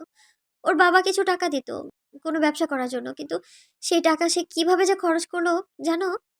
এতগুলো কথা বলার পর এই প্রশ্নটা করে কিছুক্ষণের জন্য থামল শুভ্রতা। রায়হানও জানতে চাইল। কিভাবে? শুভ্রতা আবারও বলা শুরু করলো, তার সৎমা আর বোনের সাথে সম্পর্ক ঠিক করতে জামা কাপড় কিনে দিত। তার সৎমায়ের ভাইয়ের বাড়ি যেত, ফোনেও কিভাবে যেন টাকাগুলো নষ্ট করলো। সম্পর্ক তো কতভাবেই ঠিক করা যায়। যেগুলো ঠিক হওয়ার সেগুলো এমনি ঠিক হয়, কিন্তু টাকা খরচ করে ফেলছে দেখে আমি যখন চিল্লাতাম, তখন সে কি করতো জানো? আমি কাউকে বলিনি, তোমাকে আজ বলছি। মাঝে আমার হাত ভেঙে গিয়েছিল, দেখেছিলে না তাই না? আমি এখানে 1 মাস এসেছিলাম। রায়হানের এবার কেমন যেন একটা খটকা লাগে। সন্দেহ হচ্ছে তার মানে ইমতিয়াজ কোনোভাবে সেই হাত ভাঙার সাথে জড়িত। নিজের আগ্রহ দমন করতে প্রশ্ন করেই ফেলে। ইমতিয়াজ, শুভ্রতা গলা তৎক্ষণে ভারী হয়ে এসেছে, কণ্ঠ মোটা শোনাচ্ছে। হ্যাঁ, সেদিন খুব ঝামেলা হয়। আলমারির কাঁচ ভেঙে ফেলে, আমাকে দরজার সাথে কয়েকবার ধাক্কাতে থাকে। তখন কনুইতে লেগে হাড় ছুটে গিয়েছিল আমার। আমি যখন কান্না করতে থাকি, আমাকে ভালোবেসে সে আমার কান্না থামায়নি। এমন করে নাক মুখ চেপে ধরেছিল যে আর কয়েক সেকেন্ড ওভাবে থাকলে আমাকে আজ এভাবে পেতে না। আমি ওই বাড়ি থেকে চলে আসতে চাইলে তখন সে মাফ চায়, কান্নাকাটি করে। এরপর আর কি, আমাকে সেই এখানে রেখে যায়। বাসায় বলে ওয়াশরুমে পিছলে পড়ে গিয়ে হাত ভেঙে গিয়েছিল। পরে কিছুদিন ভালোভাবেই যায়। সে 12,000 টাকার একটা জব করে। সেটা 1 মাস করেছিল। সেই টাকা দিয়ে ওর মা বাবাকে আর বোনকে পোশাক কিনে দেয় ঈদে। ঈদের পর সে বলে জব থেকে কয়েকজনকে বের করে দিয়েছে, কারণ কোম্পানির অবস্থা ভালো না। কিন্তু পরে জানতে পারি সে নিজেই ছেড়ে দিয়েছে। এটা নিয়ে কথা বলে তখন থেকেই সম্পর্ক আবার খারাপ হতে শুরু করে। তার কথা তার জায়গা আছে, সেটা বিক্রি করলে তার কিছু করতে হবে না। সে কিছু করতেও চায় না। তার পরিষ্কার কথা, সে কোনো কাজ করবে না। এভাবে আর কতদিন সে আমার সাথে ভালোভাবে কথাও বলেনি জানো? যখন যেটা বলতো শুধু সেটাই করে দিতাম। ভেতর থেকে ভালোবাসাটা ঠিক আর আসতো না। শুধু এতগুলো দিন একসাথে থেকেছি তাই একটু মায়া ছিল। বিয়ের 2.5-3 বছরে আমি বলতে পারবো না কোথাও ঘুরতে নিয়ে গিয়েছে বা কোনো শখ করে কিছু একটা কিনে দিয়েছে। একটা মেয়ে কি খুব বেশি কিছু চায় তার স্বামীর কাছে? আমি অন্তত চাইনি। শুধু চেয়েছিলাম দিনগুলো একটু ভালোভাবে চলার মতো কোনো কাজ করবে। আমার সাথে একটু ভালো ব্যবহার করবে, একটু ভালোবাসবে, এইটুকুই তো চেয়েছিলাম আমি। শুভ্রতা তার কথা শেষ করে। কথাগুলো কাউকে বলতে পেরে আজ তার একটু হালকা লাগছে নিজেকে। রাহানের মনে একটাই প্রশ্ন ঘুরপাক খাচ্ছে। শুভ্রতার শাশুড়ি তো বিয়েতে এসেছিল, তার কথাতেই বিয়ে হয়েছিল, তাহলে 1 মাস যেতে না যেতেই কেন সংসার আলাদা করলেন? প্রশ্নটা শুভ্রতার দিকে ছুড়ে দেয় সে। আচ্ছা তোর শাশুড়ির বিয়ের 1 মাসের মধ্যে কেন বলল তোর সাথে সম্পর্ক রাখবে না? আমার শাশুড়ির ব্যাংক অ্যাকাউন্টে মোটা অঙ্কের টাকা থাকা সত্ত্বেও চিকিৎসার জন্য ইমতিয়াজকে বলেছিল তার জায়গাটুকু বিক্রি করে টাকা দিতে। আমি ইমতিয়াজকে নিষেধ করেছিলাম, কারণ ওটা ছাড়া তার আর কিছুই নেই। ও আচ্ছা, এটা কারণ ছিল। স্বপ্নিলকে চিনিস? ইমতিয়াজের বন্ধু? হ্যাঁ, ও আমাদের মিউচুয়াল ফ্রেন্ড। হ্যাঁ চিনি, কেন কি হয়েছে? ও বলল ইদানিং মোনালিসাকে ইমতিয়াজের সাথে এখানে ওখানে দেখা যাচ্ছে। মোনালিসাকে চিনিস তো, তাই না? তোর প্রাক্তন শাশুড়ির ভাইয়ের মেয়ে। শুভ্রতা এবার একদম নিরাশ হয়ে যায়। অনিচ্ছায় মুখ থেকে অস্ফুট স্বরে বেরিয়ে আসে। তার মানে? হ্যাঁ, তুই যা ভাবছিস তাই। গত 6 মাস ধরে একে অপরের সাথে রুম ডেট করছে। এবার যেন শুভ্রতার মাথায় পুরো আকাশ ভেঙে পড়ে। প্রিয় মানুষ এভাবেও ঠকাতে পারে? একটুও বুকটা কেঁপে ওঠে না? মনে হয় না জীবনটা তো একটাই, এই এক জীবনে কোনো একজনকে এত বাজেভাবে ঠকানো ঠিক না। তারপরেও কি কোনো পুরুষকে বিশ্বাস করতে পারবে শুভ্রতা? বসে থাকা অবস্থায় শুভ্রতা কান্নায় ভারী হওয়া গলায় শেষ বাক্য ব্যয় করে। আমি তার সঙ্গ চাইলাম আর সে আমারে গুনে গুনে কয়েক ফোঁটা দুঃখ দিল। শুভ্রতা অন্ধকারে ছাদে একপাশে বসে চোখের পানি ফেলছে। পুরুষ মানুষের ভালোবাসা নাকি ভয়ঙ্কর হয়। ইমতিয়াজের এই ভালোবাসা হয়তো আসলেই ভয়ঙ্কর ছিল। সে সব দুঃখ মুখে চেপে গুনগুন করে গেয়ে ওঠে। ওরা মনের গোপন চেনে না, ওরা হৃদয়ের রং জানে না। প্রজাপতি ডানা ছুলো বিবাহ বাসরে, কেন সারা রাত জেগে বাড়ি ফিরি ভোরে। ওরা মনের গোপন চেনে না, ওরা হৃদয়ের রং জানে না। তুমি চিরদিন ভীষণ কঠিন, তোমার ঘর ভেসে যায়, ওরা মুখ দেখে বুঝতে পারে না। তুমি চিরদিন ভীষণ কঠিন, তোমার ঘর ভেসে যায়, ওরা মুখ দেখে বুঝতে পারে না। ওরা এমন কেমন বোঝে না, ওরা আসল কারণ বোঝে না। তুমি চিরকাল স্বপ্নে মাতাল, খেটে সারা জীবন ধরে ঝড় বৃষ্টি মাথায় করে। তুমি চিরকাল স্বপ্নে মাতাল, খেতে সারা জীবন ধরে ঝড় বৃষ্টি মাথায় করে। ওরা মনের গোপন চেনে না, ওরা হৃদয়ের রং জানে না। কান্না করছে আর বারবার চোখ মুছছে শুভ্রতা। আকাশের দিকে তাকিয়ে সব কষ্টগুলো বাতাসের সাথে সবটা উড়িয়ে দিতে হবে তার। কেউ যদি তাকে ছাড়া ভালো থাকে তাহলে সে কেন পারবে না? হঠাৎ সিঁড়ি দিয়ে ছাদের দিকে উঠে আসার পায়ের শব্দ শোনা যায়। শুভ্রতা তাড়াহুড়া করে চোখের পানি মুছে স্বাভাবিক হওয়ার বৃথা চেষ্টা করে। শুভ্রতা পেছনে তাকিয়ে দেখে তার বাবা ফোনে লাইট জ্বালিয়ে তার দিকে আসছে। গালে গড়িয়ে পড়া চোখের বাকি পানিটুকু মুছে নেয় সন্তর্পণে। সারদ সাহেব এসে মেয়ের পাশে বসেন। তিনি জানেন শুভ্রতা একা একা এখানে বসে কান্না করছিল। রায়হান নিজেই তাকে পাঠিয়েছে এখানে। তিনি শুভ্রতার কষ্টটা একটু হালকা করার জন্য এসেছেন। কারণ বাবা যদি মিশুক হয় তাহলে একটা মেয়ের সবচেয়ে কাছের বন্ধুটি হয় তার বাবা। তিনি হালকা আওয়াজ করে বলেন, কি ব্যাপার? এখানে কি করা হচ্ছে শুনি? একা একা আমার মা আকাশ দেখছে আর আমাকে ডাকেনি। শুভ্রতা চুপচাপ আছে, মুখে কোনো কথা নেই। সে জানে তার বাবা বুঝেছে যে তার মন খারাপ, কারণ বাড়ির সবাই জানে শুভ্রতার মন খারাপ হলেই সে একা একা ছাদে বসে আকাশ দেখে আর কান্না করে। এসবের মাঝেই তার বাবা যদি জানতে পারে শুভ্রতার মন খারাপ, তাহলে তিনি মেয়ের মন ভালো করতে কত কিছু যে করে তার কোনো ইয়ত্তা পরিসীমা নেই। শুভ্রতা অভিমানী গলায় বলে ওঠে, বাবা, আজই আমার মন খারাপের শেষ দিন। কাল থেকে আমার জীবনের চৌকাঠে মন খারাপ বা কষ্ট এসে টোকা দেবে না। আমি আজ তোমায় বলবো না যে বাবা আমার মন খারাপ, মন ভালো করে দাও। আর বলবো না। আজ আমি অনেক কান্না করব। আর তারপর সব কিছু ভুলে যাব। তুমি আমার মন ভালো করে দিও না এখন। আমার এই মন খারাপ আজ আমাকে উপভোগ করতে দাও বাবা। মেয়ের কথা শুনে আশ্চর্য হন সাদাত সাহেব। মেয়ে কিনা মন খারাপ উপভোগ করবে, এটা কোনো কথা? তিনি মুখে রাগী ভাব নিয়ে এসে কিছু বলবেন, ঠিক তখনই শুভ্রতা আবারও বলে ওঠে, বাবা, আমার বিয়ের সময় তুমি জানতে যে ইমতিয়াজ আমার জন্য ঠিক না? সাদাত সাহেব কি বলবেন কিছু বুঝতেই পারছেন না। তিনি জানতেন যে ইমতিয়াজ সেই সময়ে কিছু বছর আগেও নেশা করত। কেউ বলেছিল, তারপর বাদ দিয়ে দিয়েছিল। শুধুমাত্র মেয়ের কথা ভেবে তিনি মেয়েকে বিয়ে দিতে রাজি হয়েছিলেন। তাছাড়া চারপাশে পরিবেশ খুব খারাপ ছিল। কম বয়সী ছেলে মেয়ে সম্পর্কে জড়াবে, বিয়ে করতে চাইবে। বাড়ি থেকে রাজি না হলেই একটার পর আরেকটা আত্মহত্যা। মেয়েকে একেবারে হারিয়ে ফেলার ভয়েই তিনি রাজি হয়েছিলেন।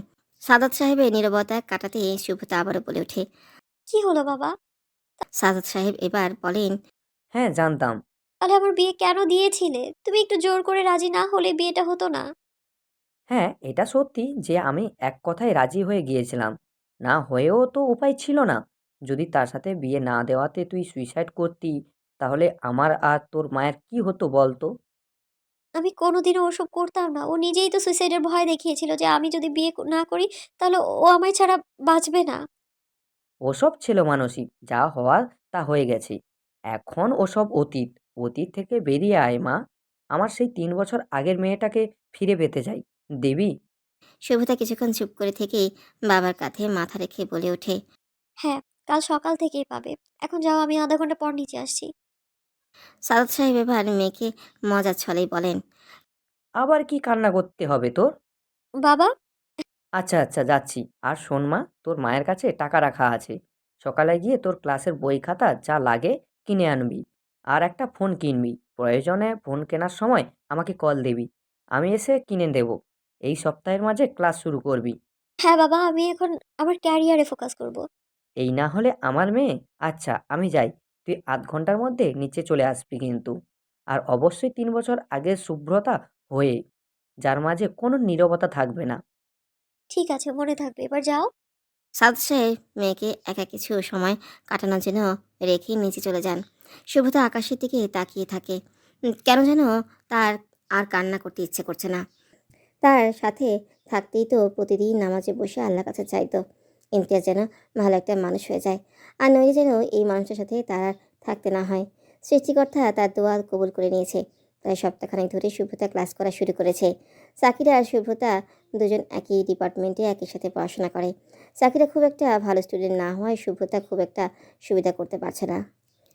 আগে ক্লাসগুলোর নোট দরকার ছিল, যা সাকিরার কাছে নেই। ক্লাসে আরেকটা মেয়ে ফাউজিয়া, সে ব্রিলিয়েন্ট স্টুডেন্ট। যার যা প্রয়োজন সব কিছু সেই মেয়ের কাছেই পায় সবাই। ফাউজিয়া মেয়েটা একদমই মিশুক না। কেউ তার সাথে কথা বলে সেও বলে, কিন্তু নিজে থেকে কথা এগোতে পারে না। কিন্তু শুভ্রতা পুরোই উল্টো। সে খুব সহজেই কাউকে বন্ধু বানিয়ে নিতে পারে। সাকিরা যেহেতু বাসায় একা একা তেমন পড়াশোনা করে না, তাই সে ব্যাচে পড়ে। সব বন্ধুরা মিলে পড়ে আর আড্ডা দেয়। শুভ্রতা আবার এর বিপরীত। অনেকের মাঝেই পড়াশোনা হয়ে ওঠে না। শুভ্রতার আজ ক্লাসে যেতে দেরি হয়ে গেছে। হয়তো এতক্ষণই ক্লাস শুরু হয়ে গেছে। টানা পায়ে দোতলায় উঠে যায় সে।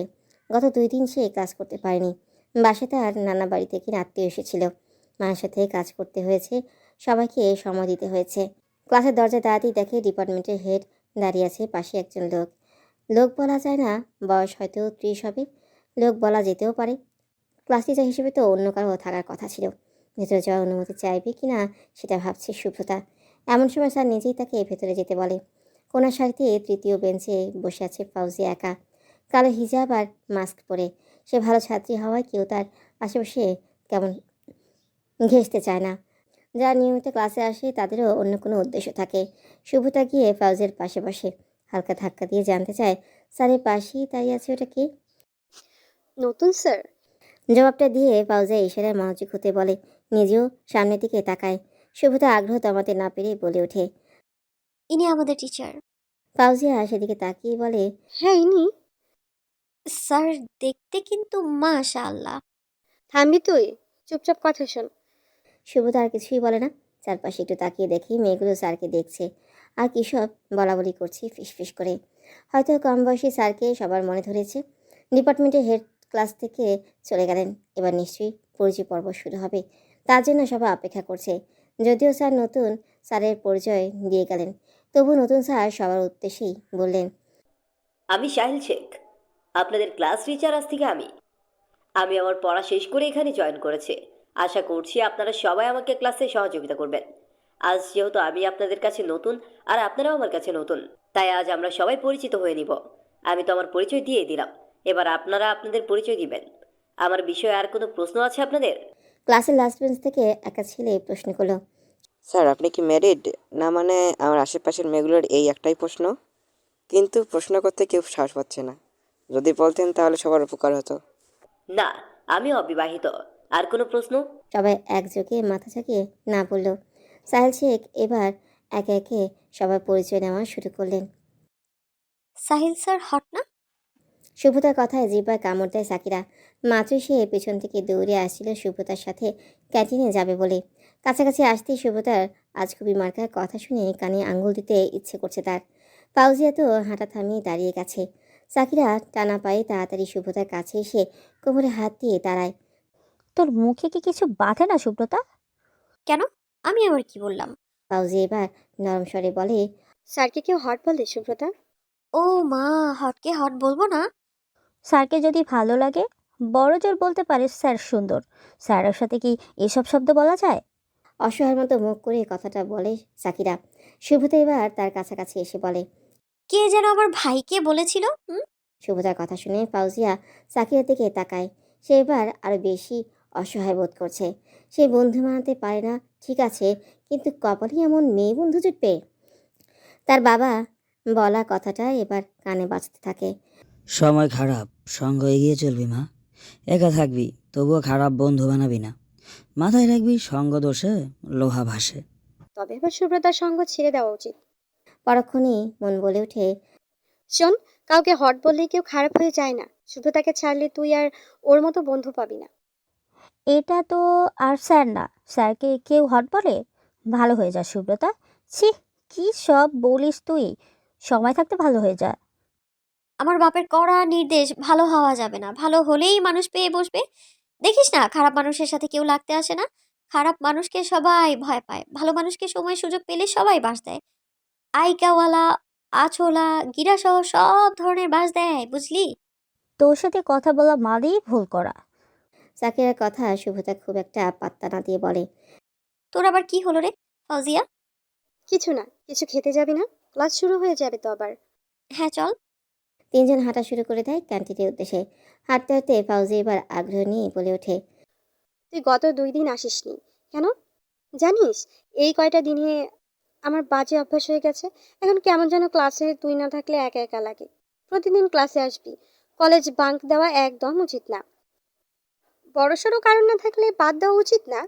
কেন বেব, মিস করছিলে আমায়? সুব্রতার এমন উদ্ভট উদ্ভট শব্দ শুনে ফাউজিয়া কেমন একটা লাগে। সুব্রতার অনুপস্থিতি বা চুপ থাকা তার আরও খারাপ লাগে। এই প্রথম কেউ তার সাথে এতটা মিশেছে নিজে থেকে। দুজন মিলে ভালো সময় কাটায়।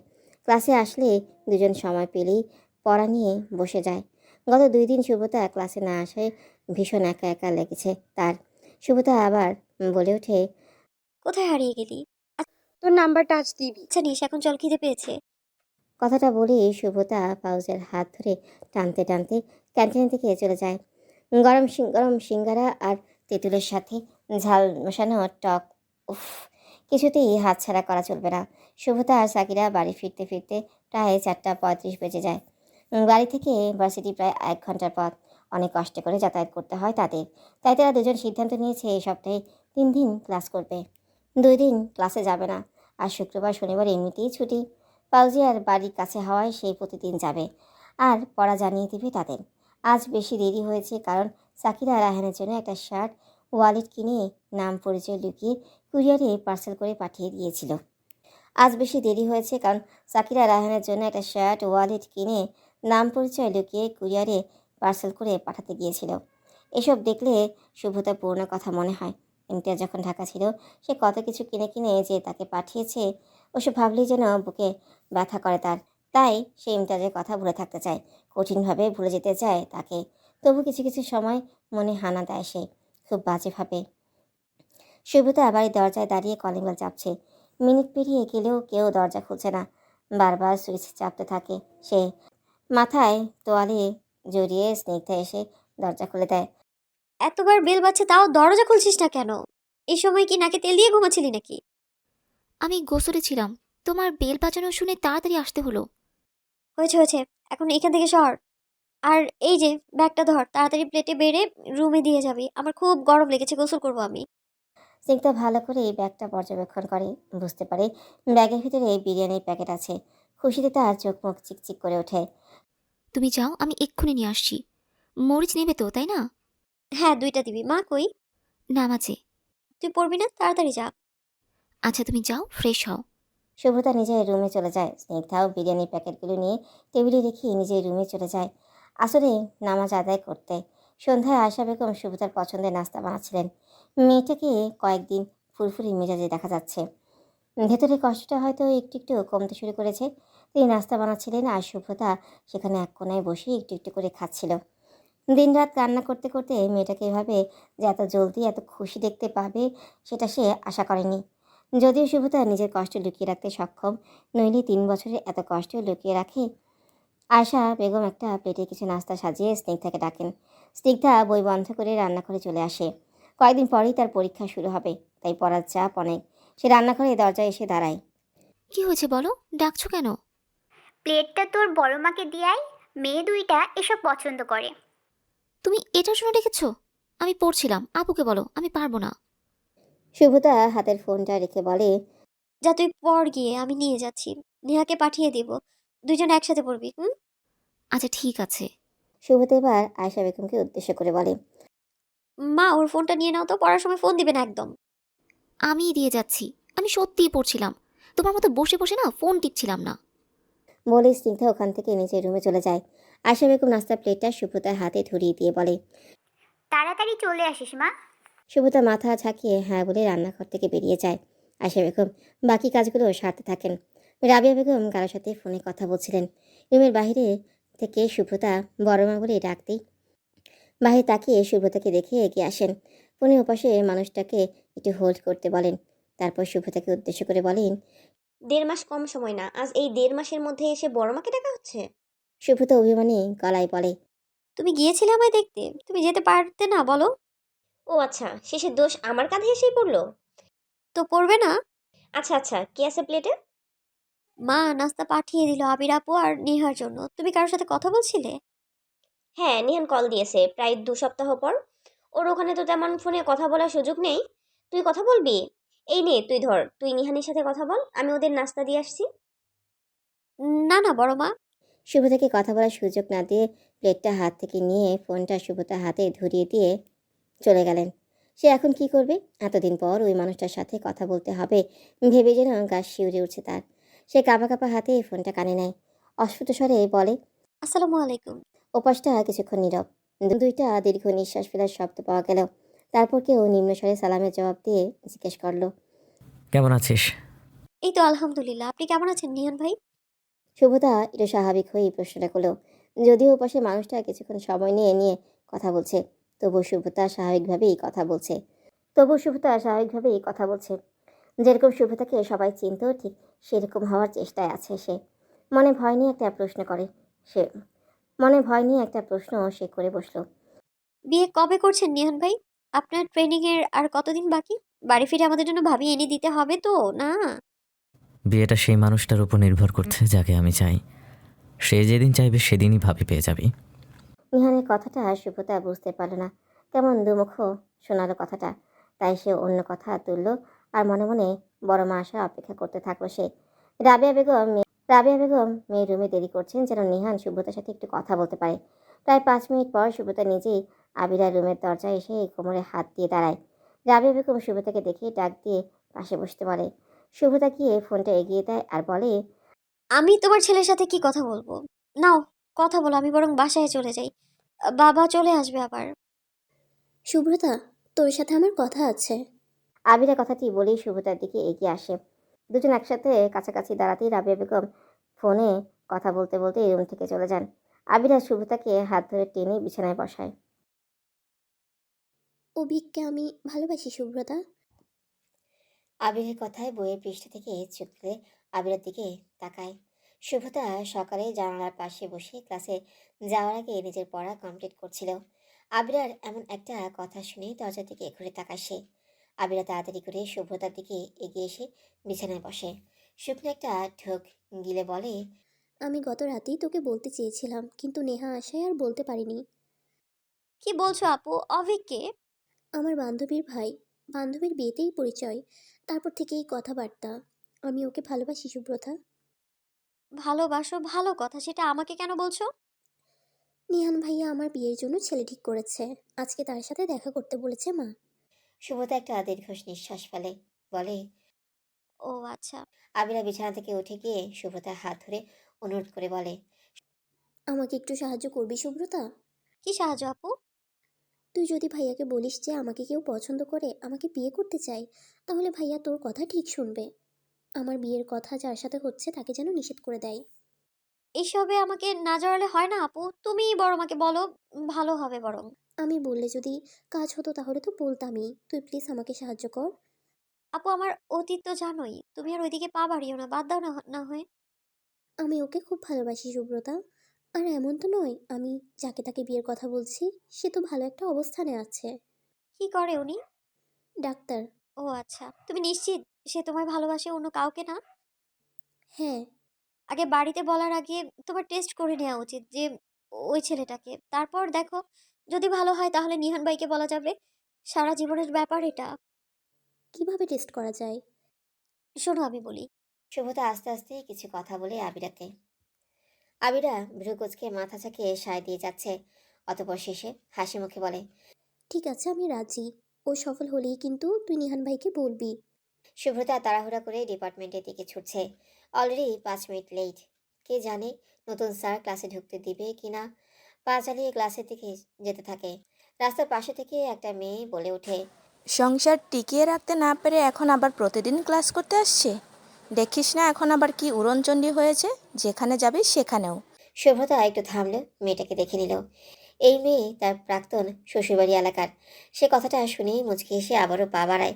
এখন মেয়েরাই মেয়েদের বড় শত্রু। তারা ভাবে ডিভোর্স হয়েছে, মেয়ে বাড়িতে শুয়ে বসে কান্না করবে, খাওয়া দাওয়া বন্ধ করে দিবে। তার কয়েক মাস পরেই একটা বা দুইটা বাচ্চা আছে এমন লোকের সাথে বিয়েতে বসবে। এটাই তাদের জীবন। এর বাইরে যদি মেয়েরা একটু ভালো থাকতে চায় তাহলেই হয়ে যায় সমস্যা। কিছু দূর গিয়েই সুব্রতা আবারও পিছিয়ে মেয়েটার সামনে এলো। তার দিকে তাকিয়ে বলল, আমি কি দোয়া করে দেব যে আমার আমি তোমার প্রতিবেশী ভাইয়ের সাথে যেমন ছিলাম তোমার ভাগ্যেও যেন এরকম বর জোটে? নিজের দোষ সবাই ঢাকে, সংসার তো ভেঙেছেন আপনি, হয়তো কারো আশায় ভেঙেছেন। কথাটা শুনেই প্রচণ্ড রাগ হয়ে যায় সুব্রতার। মেয়ে হয়েও বোঝে না একটা মেয়ের সংসার ঠিক কোন পর্যায়ে গেলে তা ভেঙে যায়। সে এবার আরেকটু কাছে এসে নরম গলায় বলে, দোয়া রইল আমার শাশুড়ির মতো শাশুড়ি, আমার ননদের মতো ননদ, আমার বরের মতো বর, আমার শ্বশুরবাড়ির মতো শ্বশুরবাড়ি যেন তোমার না হয়। আমি প্রায় 3টা বছর কষ্ট সহ্য করেছি, তা যেন তোমার সহ্য করতে না হয়। তুমি আমার কষ্ট না বুঝতেই পারো, কিন্তু সবাই সবকিছু বোঝে না, তাই না? কথাটাই বলেই মন খারাপ করে সুব্রতা সেখান থেকে ক্লাসের দিকে চলে যায়। মনে মনে ভাবতে থাকে, পৃথিবীর সবাই কেন মন খারাপ করে দেওয়ার দায়িত্ব নিয়ে বসে আছে? তারা কেন বোঝে না ভাঙা হৃদয়ে আবার আঘাত করতেই থাকলে সেই হৃদয়টা যে একদম অচল হয়ে যাবে? কেন বোঝে না সবাই? ডিভোর্সির ওদের তো ভালোভাবে বাঁচতে ইচ্ছে হয়। সুব্রতা গিয়ে ক্লাসের দরজায় দাঁড়ায়। সাহেল স্যার ক্লাসে চলে এসেছেন। রোল কল করছেন তিনি। সুব্রতা মলিন মুখে জিজ্ঞেস করে, may I come in sir? Sahel Sheikh সেদিকে কান না দিয়ে রোল কল করেই যাচ্ছে। পাউজিয়া অসহায় চোখে সুব্রতার দিকে তাকিয়ে আছে। কারণ সাহেল স্যার খুবই কড়া মেজাজের মানুষ। তার প্রমাণ তিনি আজ ক্লাসে এসেই দিয়ে দিয়েছেন। তিনি এসে জানিয়েছেন যার যার ক্লাস করার ইচ্ছে তারা যেন ক্লাস শুরু হওয়ার আগেই আসে। 1 মিনিট দেরি করলেও ভেতরে নেওয়া হবে না। কিছুক্ষণ আগে একটা মেয়ে এসেছে 5 মিনিট দেরি করে, তাকে বলে দিয়েছে পরবর্তী দিন থেকে এমন হলে যেন ক্লাসে না আসে। এদিকে শুভ্রতা 15 মিনিট দেরি, তাকে ঢুকতে দেওয়া হবে কিনা সেটা নিয়ে ফাউজিয়া চিন্তা করছে। সাহেল শেখ এবার দরজার দিকে তাকালেন, শুভ্রতাকে দেখে আবার ঘড়ির দিকে তাকালেন। আপনি 17 মিনিট দেরি করেছেন, সেটা কেন? স্যার গাড়ি পাচ্ছিলাম না। শুভতার কথাটা কেমন ভারী শোনালো। রাস্তার সেই মেয়েটা সকাল সকাল তার মন মেজাজ দুটোই খারাপ করে দিয়েছে। এখন আর কোনো কথাই তার শুনতে ইচ্ছে করছে না। সাহেল শেখ ঝটপট শুভ্রতার কথার জবাব দিয়ে দেন। তিনি ভাবেন শুভ্রতা হয়তো এবার বলবে, স্যার আজকের মতো ভেতরে ঢুকতে দিন, আগামী ক্লাস থেকে ঠিক সময় উপস্থিত থাকবো। সাহেল স্যার যা ভেবেছেন বিষয়টা তেমন ঘটল না। শুভ্রতা, সাহেল শেখ আর ক্লাসের সবাইকে অবাক করে দিয়ে দরজার সামনে থেকে পাশে ক্লাসরুমের দিকে চলে গেল। শুভ্রতা চলে যাওয়ার সাথে সাথে ফাউজিয়ার মুখটা আরও কালো হয়ে যায়। সে বুঝতে পারে শুভ্রতার মনটা আজ ভালো নেই। স্যারও তো বেশি কথা বলেনি যে রাগ করে চলে যেতে হবে। নিশ্চয়ই আগে থেকেই তার মনটা খারাপ, তাই স্যারের সাথে কথা বাড়ায় না। সাহিল ব্যাপারটা বাইরে তেমন পাত্তা না দিলেও ভেতরে ভেতরে ঠিকই ভাবলো। বাড়ি থেকে আগে আগে বের হলেই তো পারেন। না, মেয়েরাও এমন করে নাকি? শুধু ওই মেয়েটাই এমন করে। কিছুক্ষণ আগে আসা মেয়েটি তো ঠিকই দ্বিতীয়বার অনুরোধ করেছিল। তিনি ভাবনাটা টেনে লম্বা না করে সেখানেই ভাবনার সমাপ্তি ঘটিয়ে পড়ানো শুরু করেন। ক্লাস শেষ করে সাহিল শেখ বের হতেই ফাউজিয়া তাড়াহুড়া করে শুভ্রতার কাছে ছুটে আসে। পাশের রুমে এক কোণে কয়েকটা মেয়ে আড্ডা দিচ্ছে, আর সে জানালার পাশের বেঞ্চিতে মাথা নিচু করে বসে আছে। সাহিল শেখ বারান্দায় দাঁড়িয়ে কয়েকটা স্টুডেন্টের সাথে কথা বলছিল। ফাউজিয়া পাশ কাটিয়ে রুমে প্রবেশ করে। শুভ্রতার সামনে বেঞ্চে বসে তার মাথায় হাত দিতেই চমকে ওঠে শুভ্রতা। তাকিয়ে দেখে ফাউজিয়া তার দিকে মলিন মুখে তাকিয়ে আছে। শুভ্রতা জোর করে শুকনো একটা হাসি দেয়। ফাউজিয়া বলে, তোর কিছু হয়েছে? না তো, কি হবে? আমি বেশ বুঝতে পারছি তোর মন খারাপ। কি হয়েছে আমাকে বলবি না? মন খারাপ না তো? মন খারাপ কেন হবে? আমার কাছে কিছু লুকাবি না, বল কি হয়েছে। তোর মন খারাপ না হলে ঠিক স্যারের সাথে এটা ওটা বলে ক্লাসে আসলি না কেন? কথা বাড়াতে ভালো লাগছিল না। সেটা তো বুঝছি, এবার বল তোর কি হয়েছে। কিছু হয়নি, চল ক্লাসে যাই, নইলে পরে আবার পরের ক্লাসটাও মিস করতে হবে। শুভ্রতা উঠে বের হতে লাগলে ফাউজিয়াও উঠে বের হয়ে আসে। হাত ধরে বলে, আমাকে কেউ বন্ধু ভাবে না কেন বলতো? আমি বেশি চুপচাপ তাই? শুভ্রতা বুঝতে পারে এই মেয়ের থেকে কিছু লুকানো সম্ভব না। সে হয়তো মন পড়ে নিতে পারে। ফাউজিয়ার দিকে তাকিয়ে বলে, ডিভোর্সিদের মন খারাপে পাত্তা দিতে নেই। ওদের যখন তখন মন খারাপ হয়, কখনো এমনি এমনি পুরনো কথা মনে পড়ে মন খারাপ হয়, আবার কখনো বা কারো খোঁচারিতে ক্ষততে পচন ধরে ব্যথা সৃষ্টি হয়। এই জগতের মানুষ ব্যথা দিতে অভ্যস্ত, উপশম ঘটাতে না। ফাউজি এবার আসল ঘটনা বুঝতে পারে। কেউ হয়তো ডিভোর্স বা তার অতীত জীবন নিয়ে কিছু বলেছে, তাই মন খারাপ। ফাউজিয়া আর কথা বাড়ায় না ওসব নিয়ে। শুভ্রতা আবারও বলে, আমার সাথে আজ একটু শপিংয়ে যাবি? কি কিনতে হবে? আর শাকিরা আসেনি আজ? না, শাকিরা ওর নানু বাড়ি আছে। কি কিনবি? বোরখা। বোরখা? তুই বোরখা পরবি? হ্যাঁ, কাল থেকে বোরখা পরে আসবো। ফাউজিয়া বেশ উচ্ছ্বাস নিয়ে বলে, আমার বোরখার মতো বোরখা কিনবি? একই রং, এই কালো রং, দুইজনে একই বোরখা পরবো। কত মজা হবে ভাবতো। ঠিক আছে। নামাজ শুরু করেছিস? তোর নিষিদ্ধ সময় শেষ হয়নি? সবকিছু আগামীকাল থেকে শুরু করবো ইনশাআল্লাহ। তুই ফজরে না উঠলে আমি দেখে দিব, ঠিক আছে? মা বাবা ওঠে, তোর কষ্ট করতে হবে না। বাবাকে বলবো মসজিদে যাওয়ার সময় যেন ডেকে দিয়ে যায়। ঠিক আছে, তাহলে ফজরের পর থেকেই দুইজন পড়া শুরু করব। আরেকটা কথা, আমার একটা আবদার রাখবি? শুভ্রতা ভ্রুকুচকে ফাউজিয়ার দিকে তাকিয়ে বলে, কি আবদার শুনি? আমাদের ম্যাম তো মনে করে অবিবাহিতরাই শুধু পড়াশোনা করে, বিবাহিতরা অন্যরা পড়া করতে পারে না, তাদের দ্বারা কিছু হয় না। প্রতি ক্লাসে কি পরিমাণ লেকচার দেয়। তুই তার কথা খণ্ডন করবি। ক্লাসে সবার চেয়ে তোর ভালো রেজাল্ট করতে হবে, এমনকি তোকে আমার চেয়েও ভালো রেজাল্ট করতে হবে। আমি কিন্তু তোকে ছাড় দেব না। আমি টপার হওয়ার জন্যই পড়বো, আর তুই আমার জায়গা বিচ্যুতি করবি। আমি চাই 2 মাস পর যে পরীক্ষা হবে সেখানে তুই টপার হবি। শুভ্রতা ফাউজিয়ার দিকে তাকিয়ে আছে। কোনো মেয়ে এমন হয়, বান্ধবী যতই কাছের হোক না কেন, পরীক্ষায় সে যদি নিজের থেকে ভালো রেজাল্ট করে তাহলে মন খারাপ হয়। আর ফাউজিয়া কিনা নিজেই এসব বলছে। এই মেয়ে মাঝে মাঝে বেশ অবাক করে দেয়। শুভ্রতা মুখে হাসি নিয়ে বলে, তোকে একবার জড়িয়ে ধরি, তোকে জড়িয়ে ধরলে তুই কিছু মনে করবি? ফাউজিয়া শুভ্রতার হাতে মিছিমিছি চাটি মেরে জড়িয়ে ধরে। সুব্রতা বুঝতে পারে সে নিশ্চিত ভাগ্যবতী, তাই তো ফাউজিয়াকে বন্ধু হিসেবে পেয়েছে। পাশেই কারো গলা খাকারির আওয়াজ শুনে দুজন দুজনকে ছেড়ে দেয়। পাশে তাকিয়ে দেখে সাহিল স্যার। রাস্তায় এইভাবে বান্ধবীকে জড়িয়ে না ধরে পরদিন থেকে ঠিক সময়ে ক্লাসে আসার চেষ্টা করবেন মিস। নামটা আর বলতেই পারো না। গত ক্লাসে নাম জেনে নিলেও সে আজ নাম বলতে আটকে গেল। শুভ্রতা, আমার নাম শুভ্রতা। জি মিস সুব্রতা। এখন বাইরে দাঁড়িয়ে না থেকে ক্লাসে যান, নইলে পরের ক্লাসে কপালে জুটবে না। কথাটা বলেই সাহিল তাদের সামনে থেকে চলে আসে। যেতে যেতে মুচকি হাসে সে। নামটা মনে ছিল ঠিকই, শুধু নামের মালিকের কাছ থেকে শুনতে হতো। সেভাবেই মেয়েটা এবার নিশ্চয়ই তাকে গালাগালি করছে।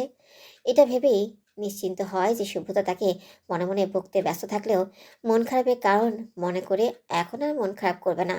কারণ সাহিল সেখানে দাঁড়িয়ে স্টুডেন্টদের সাথে কথা বলার সময় সুব্রতা আর ফাউজের কথোপকথন শুনে নিয়েছিল। চল একটু প্রেমিকের সাথে দেখা করে আসি। সুব্রতার কথার আগামাথা কিছুই বুঝতে পারছে না ফাউজিয়া। প্রেমিক মানে? তার তো কিছুদিন আগে ডিভোর্স হয়েছে, তাহলে এখন প্রেমিক কোথা থেকে এলো? আগ্রহ দমন করতে না পেরে ফাউজিয়া প্রশ্ন করেই ফেলে। প্রেমিক মানে? তুই কি আবার কারোর সাথে সম্পর্কে আছিস? সুব্রতা মুখ টিপে হাসে। সে জানে প্রেমিকের কথা বললে ফাউজিয়া বোকা বোকা মুখভঙ্গিতে এই প্রশ্নটা করবেই।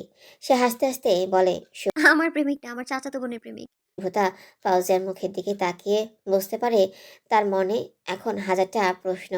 সুব্রতা একে একে বলে, আরে শোন, আবির আপুকে এইখানে এই সদরে যে হসপিটাল আছে ওখানকার ডক্টর পছন্দ করে, আবির আপুও পছন্দ করে, কিন্তু বাড়িতে আগেই কিছু বলতে পারছে না। আমি তো একবার ঠকেছি, সেই ভয়টা আপুর মাঝেও কাজ করছে, তাই ওনাকে চেক করব। চেক করবি মানে? আমি কেমন দেখতে বলতো? সুন্দর? শুধু সুন্দর? প্রেমে পড়ে যাবে এমন সুন্দর না। কেন, তুই কি প্রেমে ফেলতে চাইছিস? সুব্রতা মাথা ঝাঁকিয়ে না বলে। ফাউজিয়া এবার জিজ্ঞেস করে, তাহলে? আমি শুধু দেখতে চাই উনি কতটা লয়াল, তার জন্য একটু ছ্যাঁচড়া মতো করতেই হবে কয়েকদিন। দেখবো যে উনি সুন্দরী কোনো মেয়ের প্রেমে আবার পড়ে কি না। আমি তো জানি আমি সুন্দরী, তাই অন্য কাউকে দিয়ে পরীক্ষা করানো তো কোনো দরকারই নেই। আসছি আমার বিশ্ব সুন্দরী, তাড়াতাড়ি চল, রিক্সা নেই একটা। সুব্রতা বাসায় ফিরেছে সন্ধ্যার খানিকক্ষণ আগে।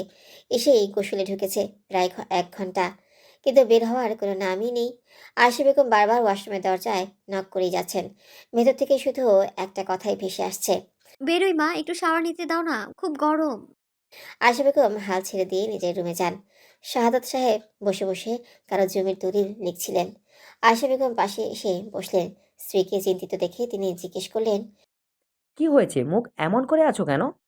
তোমার বড় মেয়ে গোসলে গিয়েছে, 1 ঘন্টার বেশি হলো, এখনো বের হওয়ার কোনো নাম নেই। ওর গোসল করতে এত বেশি সময় লাগে না, 20 মিনিটের মধ্যেই বেরিয়ে আসে। আজ কি হলো বলো তো? চিন্তা করো না, ও বের হোক, আমি দেখছি। দেখো, ও তো তোমাকে সব বলে। ঠিক আছে, তুমি চিন্তা করো না। শাহাদাত সাহেব সব কাগজপত্র ঠিক করে রেখে টিভিতে খবর দেখতে শুরু করলেন। দেশের যা পরিস্থিতি, এই পরিস্থিতিতে নিম্ন মধ্যবিত্তরা না খেয়ে মরবে। এক লাফে জিনিসপত্রের যা দাম বেড়েছে তা বলার মতো না। উচ্চ মধ্যবিত্তদেরও মাঝে মাঝে সংসার চালাতে হিমশিম খেতে হচ্ছে। শাহাদাত সাহেব খেয়াল করলেন সুব্রতা কারোর সাথে কোনো কথা না বলে ছাদে চলে গেল। আয়েশা বেগম নিষেধ করলেও কথা না শুনেই চলে গেল। দুজনে এবার নিশ্চিত হলো মেয়ের কিছু না কিছু নিশ্চয়ই হয়েছে, নইলে সপ্তাহ দুয়েক তো খুব হাসি খুশি ছিল। এখন আবার কি হলো কে জানে। সুব্রতা ছাদে এসে একপাশে পা ঝুলিয়ে বিল্ডিংয়ের উপর বসে আছে। পাশের ছাদে আবিরা হয়তো কারোর সাথে কথা বলছে। কথায় বোঝা না গেলেও স্পষ্ট শোনাচ্ছে। সুব্রতা হঠাৎ বিল্ডিং থেকে নেমে পায়চারি শুরু করলো। তার বুকের বাঁ পাশটা এখনো ব্যথা করছে, তীব্র ব্যথা। মনে হচ্ছে ওখানে পোকায় খুবলে খুবলে খাচ্ছে। মনে একটা প্রশ্ন উঠে তার, মরণ যন্ত্রণা কি এর চেয়েও ভয়াবহ? মানুষ তার প্রিয় মানুষের কাছে সবসময় কেন প্রিয় থাকে না? কেন তারা চলে গেলেও দম বন্ধ করা কষ্ট দিয়ে যায়? কেন কষ্টগুলো কিছু সময় পর পর মাথা চাড়া দিয়ে ওঠে? কান্না পাচ্ছে তার। বুকের পাশটা খুব শক্ত করে চেপে নাড়াচ্ছে। এত ব্যথা করছে কেন এখানে আজ? কেমন যেন ভেতরে খচখচ করছে। সমস্ত শরীর অসাড় হয়ে আসছে। মাথাটাও কেমন ঘুরছে। মনে হচ্ছে সমস্ত দুনিয়া ভন ভন করে ঘুরছে। এমন সময় বুক থেকে হাত নামিয়ে নিল সে। 2 হাত দিয়ে মাথার দুপাশ চেপে ধরে চোখ বন্ধ করে আছে। দাঁড়িয়ে থাকার শক্তিই পাচ্ছে না। পা দুটো সমস্ত শরীরের ভার বহন করতে পারল না। সে সেখানেই লুটিয়ে পড়ল। ভারী কিছু পড়লে যেমন শব্দ হয় ঠিক তেমন শব্দ হলো। সুব্রতা জ্ঞান হারানোর আগে হয়তো বাবার গলাও শুনতে পেল। তারপর তারপর আর কিছু মনে নেই তার। শুভ্রতা রাতে জ্ঞান ফিরল। ডাক্তার তাকে চেক আপ করে কিছু ওষুধের সাথে ঘুমের ওষুধ দিয়ে গেলেন। আয়েশা বেগমকে বললেন মেয়ের দিকে খেয়াল রাখতে। সে ঠিকমতো খাওয়া দাওয়া করে না, এমনকি রাতে ঘুমাতেও পারে না। পরপর 7 দিন যেন অর্ধেক করে ঘুমের ওষুধ সে খায়। ডাক্তার চলে যাওয়ার সাথে সাথে আয়েশা বেগম ভাত নিয়ে এসে নিজের হাতেই মেয়েকে খাইয়ে দিলেন। এখন মেয়েকে ভাত খাওয়াতে যুদ্ধ করতে হয়। খাবার খাইয়ে নিজেই ওষুধগুলো খাইয়ে দিলেন। শাহাদাত সাহেব খুব চিন্তিত ছিলেন। মেয়েটা বাহিরে হাসি খুশি দেখালেও ভেতরে ভেতরে গুমড়ে মরছে। তবে আজ হঠাৎ কী ঘটেছে যার জন্য এমন হলো? শুভতার খাওয়া শেষ হলে তিনি আয়েশা বেগম এবং স্নিগ্ধাকে রুম থেকে যেতে বলেন। তারা চলে গেলে তিনি একটা চেয়ার টেনে মেয়ের দিকে এগিয়ে এসে বসেন। বেশ খানিকটা চিন্তিত হয়েই বলেন, আজকে কি কিছু ঘটেছে তোর সাথে? শুভতা বাসায় এসব নিয়ে কিছু জানাবে না ভেবেছিল। এমনিতেই সবাই তাকে নিয়ে চিন্তিত, তাই সে হাসি খুশি থাকার চেষ্টা করে, কিন্তু হুটহাট এমন কিছু সামনে এসে যাবে আর ভালো থাকা যুদ্ধটা মাঠে মেরে দিবে, এটা সে কখনোই ভাবেনি। সাদাত সাহেব আবারও বলে ওঠেন, কি হলো? কি ভাবছো? আমি বেশ বুঝতে পারছি কিছু একটা হয়েছে। শুধু এই অধমের কাছ থেকে কিছু লুকিও না। কিছু হয়নি বাবা, এমনিতেই শরীরটা একটু খারাপ লাগছিল। বাবার কাছে তো আগে কিছু লুকাতি না রে মা। ও, এখন তো তোরা বড় হয়ে গেছিস। আচ্ছা ঠিক আছে, বলতে হবে না। বাবার কথা এবার ভীষণ খারাপ লাগতে থাকে সুব্রতার। কেমন অসহায় লাগছে নিজেকে। বাবার এমন কথা শুনে সুব্রতা কখনো বাবার সাথে লুকোচুরি করেনি, তাহলে এখন কেন লুকোতে যাবে? সুব্রতা এবার বলার প্রস্তুতি নেয়। বাবা রাগ করো না প্লিজ। আমার রাগ নেই। জানো তো তোমার মেয়েটা খুবই স্ট্রং, তবে মাঝে মধ্যে না একটু ভেঙে পড়ি, এই আর কি। আজ কি হয়েছে ভেঙে পড়ার মতো শুনি? আমি আমার বাড়ির সামনে ইমতিয়াজকে দেখেছি বাবা, বাইকের পেছনে মোনালিসা ছিল। ওদের একসাথে দেখে একটু খারাপ লেগেছে। সুব্রতার কথায় এতক্ষণে সব পরিষ্কার হলো, কিন্তু ইমতিয়াজ বাড়ির সামনে অন্য মেয়েকে নিয়ে কি করছিল দেখাতে এসেছিল সুব্রতাকে। সাদাত সাহেব এবার সিদ্ধান্ত নেন নিহানকে এবার তাড়াতাড়ি আসতে বলতেই হবে। মেয়েটার একাকিত্ব দূর করতে তাকে খুব করে প্রয়োজন। শুধুমাত্র নিহানই পারবে সুব্রতাকে স্বাভাবিক করতে। সাদাত সাহেব মেয়ের সাথে বেশ কিছুক্ষণ সময় কাটান মেয়ের মন ভালো করতে। রাত অনেক হলে সুব্রতাকে ঘুমের জন্য বলে নিজেও চলে যান। শুভতার ঘুমও পাচ্ছে। হয়তো রাতটা ঘুমিয়ে পার করতে পারলে শরীরটা ভালো লাগবে, মাথাটাও হালকা হবে। টানা 1.5 মাসের বেশি ঘুম হয় না তেমন। ঘুমের ওষুধ হয়তো রাতের কষ্টটা একটু হলেও কমিয়ে দেবে শুভ্রতার। ফোনে মেসেঞ্জারে টুং করে শব্দ হতেই ঘুম ঘুম চোখে ফোনটা হাতে নিয়ে দেখে আবিরা মেসেজ দিয়েছে। সকালে বাসায় যেতে বলেছে তাকে। শুভ্রতা মেসেজের উত্তর না দিয়েই ঘুমিয়ে যায়। আজ নিহান ভাই আসছে রে শুভ্রতা, হয়তো সন্ধ্যার আগেই চলে আসবে। প্রায় 4 বছর পর ভাইয়া বাড়ি আসছে। আবিরার কথা শোনা মাত্রই সুভ্রতার বুকের ভিতর কেমন একটা করে ওঠে সুব্রতার। নিহানের সামনে সে দাঁড়াবে কোন মুখে? নিহানের সামনে যাওয়ার মুখ যে তার নেই। সুব্রতাকে চুপ থাকতে দেখে আবিরা আবারও বলে ওঠে, কি রে, কি হলো? সুব্রতা বলে, কিছু না আপু, ক্লাসে যেতে হবে তাড়াতাড়ি, নইলে ঢুকতে দেবে না। তুই কি বোরকা পরা শুরু করলি? হ্যাঁ, আজ থেকে। তোমার ডক্টর বাবুর কাছে গিয়েছিলাম, নাম্বারটা নিয়ে এসেছি, যখন তখন কল দিব। গতকাল একটু অসুস্থ ছিলাম, তাই আর কল দিতে পারিনি। তোমার মেসেজের রিপ্লাইও দিতে পারিনি। আচ্ছা, যখন ফ্রি হবি তখন কল দিস। তোকেই তো দায়িত্ব দিয়েছি দেখার জন্য আমার আড়ালে সে কেমন মানুষ। আমি কখনো ওর খারাপ দিকটা দেখিনি। আশা করি তুইও পাবি না খারাপ কিছু। আর সে তো ডাক্তার, সব কিছু ভালো হওয়ারই কথা। ঠিক আছে আপু, এখন আসছি তাহলে। আজ ক্লাসে না গেলে হতো না? বাড়িতে সবাই আনন্দ করবে আর তুই ক্লাসে যাবি? সমস্যা নেই আপু, মাঝে অনেকদিন ক্লাস করিনি তো, পড়া জমে আছে। ক্লাস ঠিক মতো করতে হবে এখন। ঠিক আছে, যা তবে। নিহান ভাইয়ার আসার কথা বলার জন্যই রাতে নক দিয়েছিলাম। আচ্ছা আসছি তবে। আবিরা মাথা ঝাঁকিয়ে সম্মতি দিলে সুব্রতা সেখান থেকে চলে যায়। সুব্রতা ভাবতে থাকে, কি করে নিহানের থেকে দূরে দূরে থাকা যায়, কি করলে তাদের দেখা হবে না। সে যে নিহানের মুখোমুখি হতে পারবে না। সামনে দাঁড়াতেই তো কেমন অপরাধী লাগবে নিজেকে। যেখানে মেজর হতে ক্যাপ্টেন থেকে 8 বছরের অধিক সময় লাগে, সেখানে নিহানের ভালো পারফরমেন্স দেখে তাকে শর্ত দেওয়া হয়েছিল। 3 থেকে 3.5 বছর কঠোর ট্রেনিংয়ে সে যদি টিকে থাকতে পারে তবে তাকে মেজর পদ দেওয়া হবে। নিহানের আগে অনেক কঠিন কঠিন কাজে অংশ নিয়েছে এবং নেতৃত্ব দিয়েছে। নিজের উপর ভরসা ছিল, তাই সে চ্যালেঞ্জ অ্যাকসেপ্ট করে নেয়। সুব্রতা ইন্টার ফার্স্ট ইয়ার থাকাকালীন তার ট্রেনিং শুরু হয়। সেখানে সুযোগ সুবিধা খুব কম ছিল। মাসে 2বার বাড়িতে কথা বলা যেত, আবার কোনো মাসে একবার, আবার কখনো দেখা যেত মাস চলে যায় কিন্তু কারোর সাথে কথা হতো না। নিহান যেদিন বাড়ি থেকে বিদায় নেবে সেদিন আলাদা করে শুভ্রতার সাথে দেখা করেছিল। শুভ্রতার রুমেই বসেই ফোন ঘাটাঘাটি করছিল। এমন সময় নিহান দরজায় নক করে। দরজায় তাকাতে দেখে নিহান দাঁড়িয়ে আছে।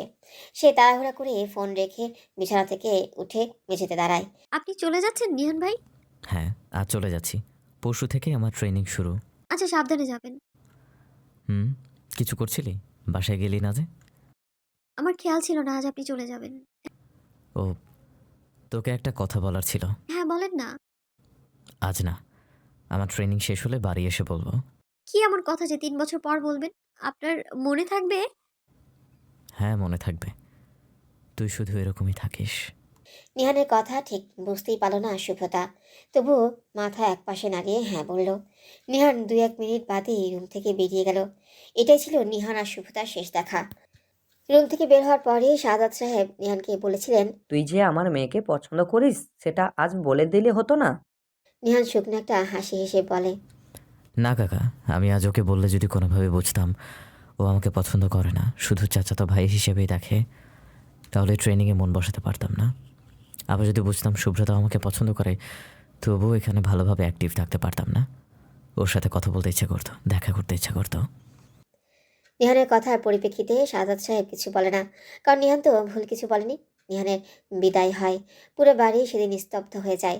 নিহানের ট্রেনিং শুরু হওয়ার প্রায় 3 মাস পর শুভ্রতার বিয়ের কথা হয়। শুভ্রতার বাবা খুব চিন্তায় পড়ে যান। একদিকে মেয়ের ভালোবাসা, অন্যদিকে বড় ভাইয়ের ছেলের। তিনি কি করবেন কিছুই বুঝতে পারছিলেন না। নিহানের বাড়ির সবার মন যেন অন্ধকারে আচ্ছন্ন হয়ে পড়ে। তারা সবাই ঠিক করে রেখেছিল নিহান আর শুভ্রতার বিয়ে নিহানের ট্রেনিং শেষ হলেই দিবে। কিন্তু কয়েক মাসেই যে এমন কিছু ঘটবে কারো জানা ছিল না। সে সময় চারপাশের পরিবেশ কেমন অস্বাভাবিক ছিল। শুভতার বিয়ের কথা শুরু হওয়ার দিন 15 আগেই প্রতিবেশী একটা মেয়ে গলায় রশি দিয়ে আত্মহত্যা করেছিল, কারণ বাড়ি থেকে প্রেমিকের সাথে বিয়ে দিতেছিল না। সারদ সাহেব দিশাহারা হয়ে যান। কি করবেন ভেবেই পাচ্ছিলেন না। তিনি জানতেন নিহানের সাথে বিয়েটা হলে শুভ্রতা খুব সুখী হতো।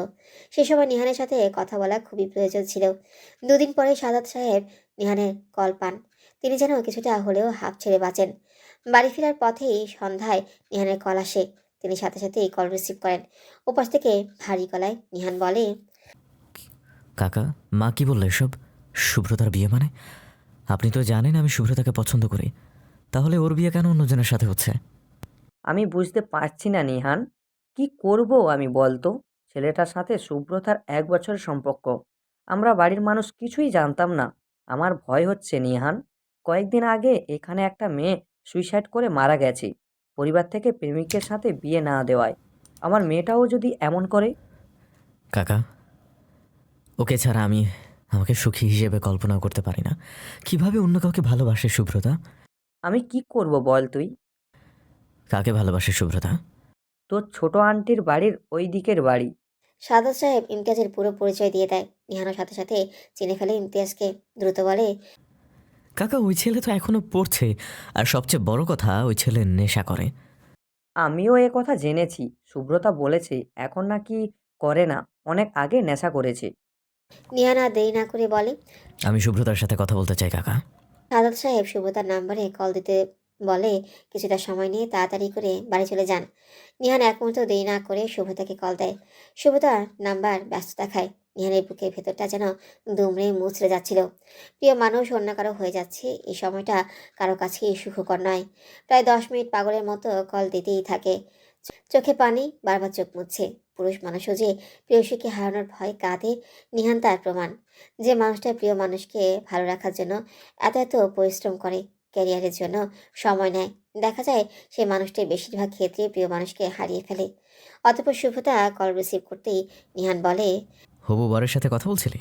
শুভতা প্রথমে নিহানকে চিনতে পারে না। কণ্ঠটা কেমন অন্যরকম শোনায়, তাই সে পাল্টা প্রশ্ন করে। কে আপনি? নিহান ছোট করে উত্তর দেয়, নিহান।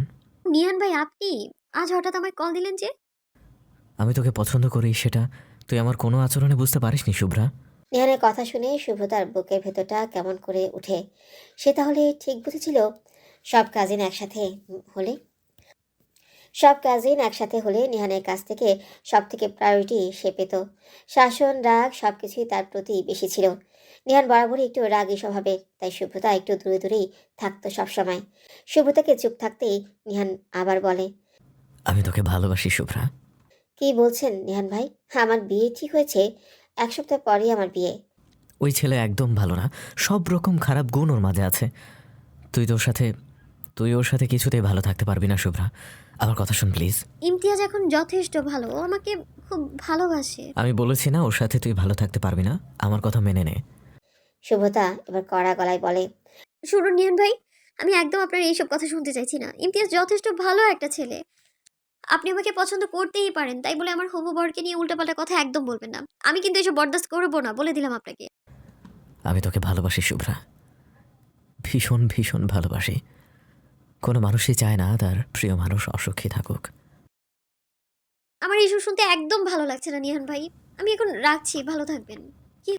শুভ্রা শোন। শুভ্রতা এতক্ষণে ফোন কেটে দিয়েছে। নিহান পুনরায় কল করতেই নাম্বার ব্যস্ত বলে, তার মানে নাম্বার ব্লক করেছে। নিহান শাহাদাত সাহেবকে কল দিয়ে খুব করে কান্নাকাটি করে, একদম বাচ্চা মানুষদের মতো। শাহাদাত সাহেব মেয়েকে এই বিষয়ে জানালে কোনো লাভ হয় না, অতঃপর কারো মন ভেঙে কারো নতুন সংসার জীবন শুরু হয়। শুভ্রতা ক্লাসে বসে বসে নিহানের কথাই ভাবছে।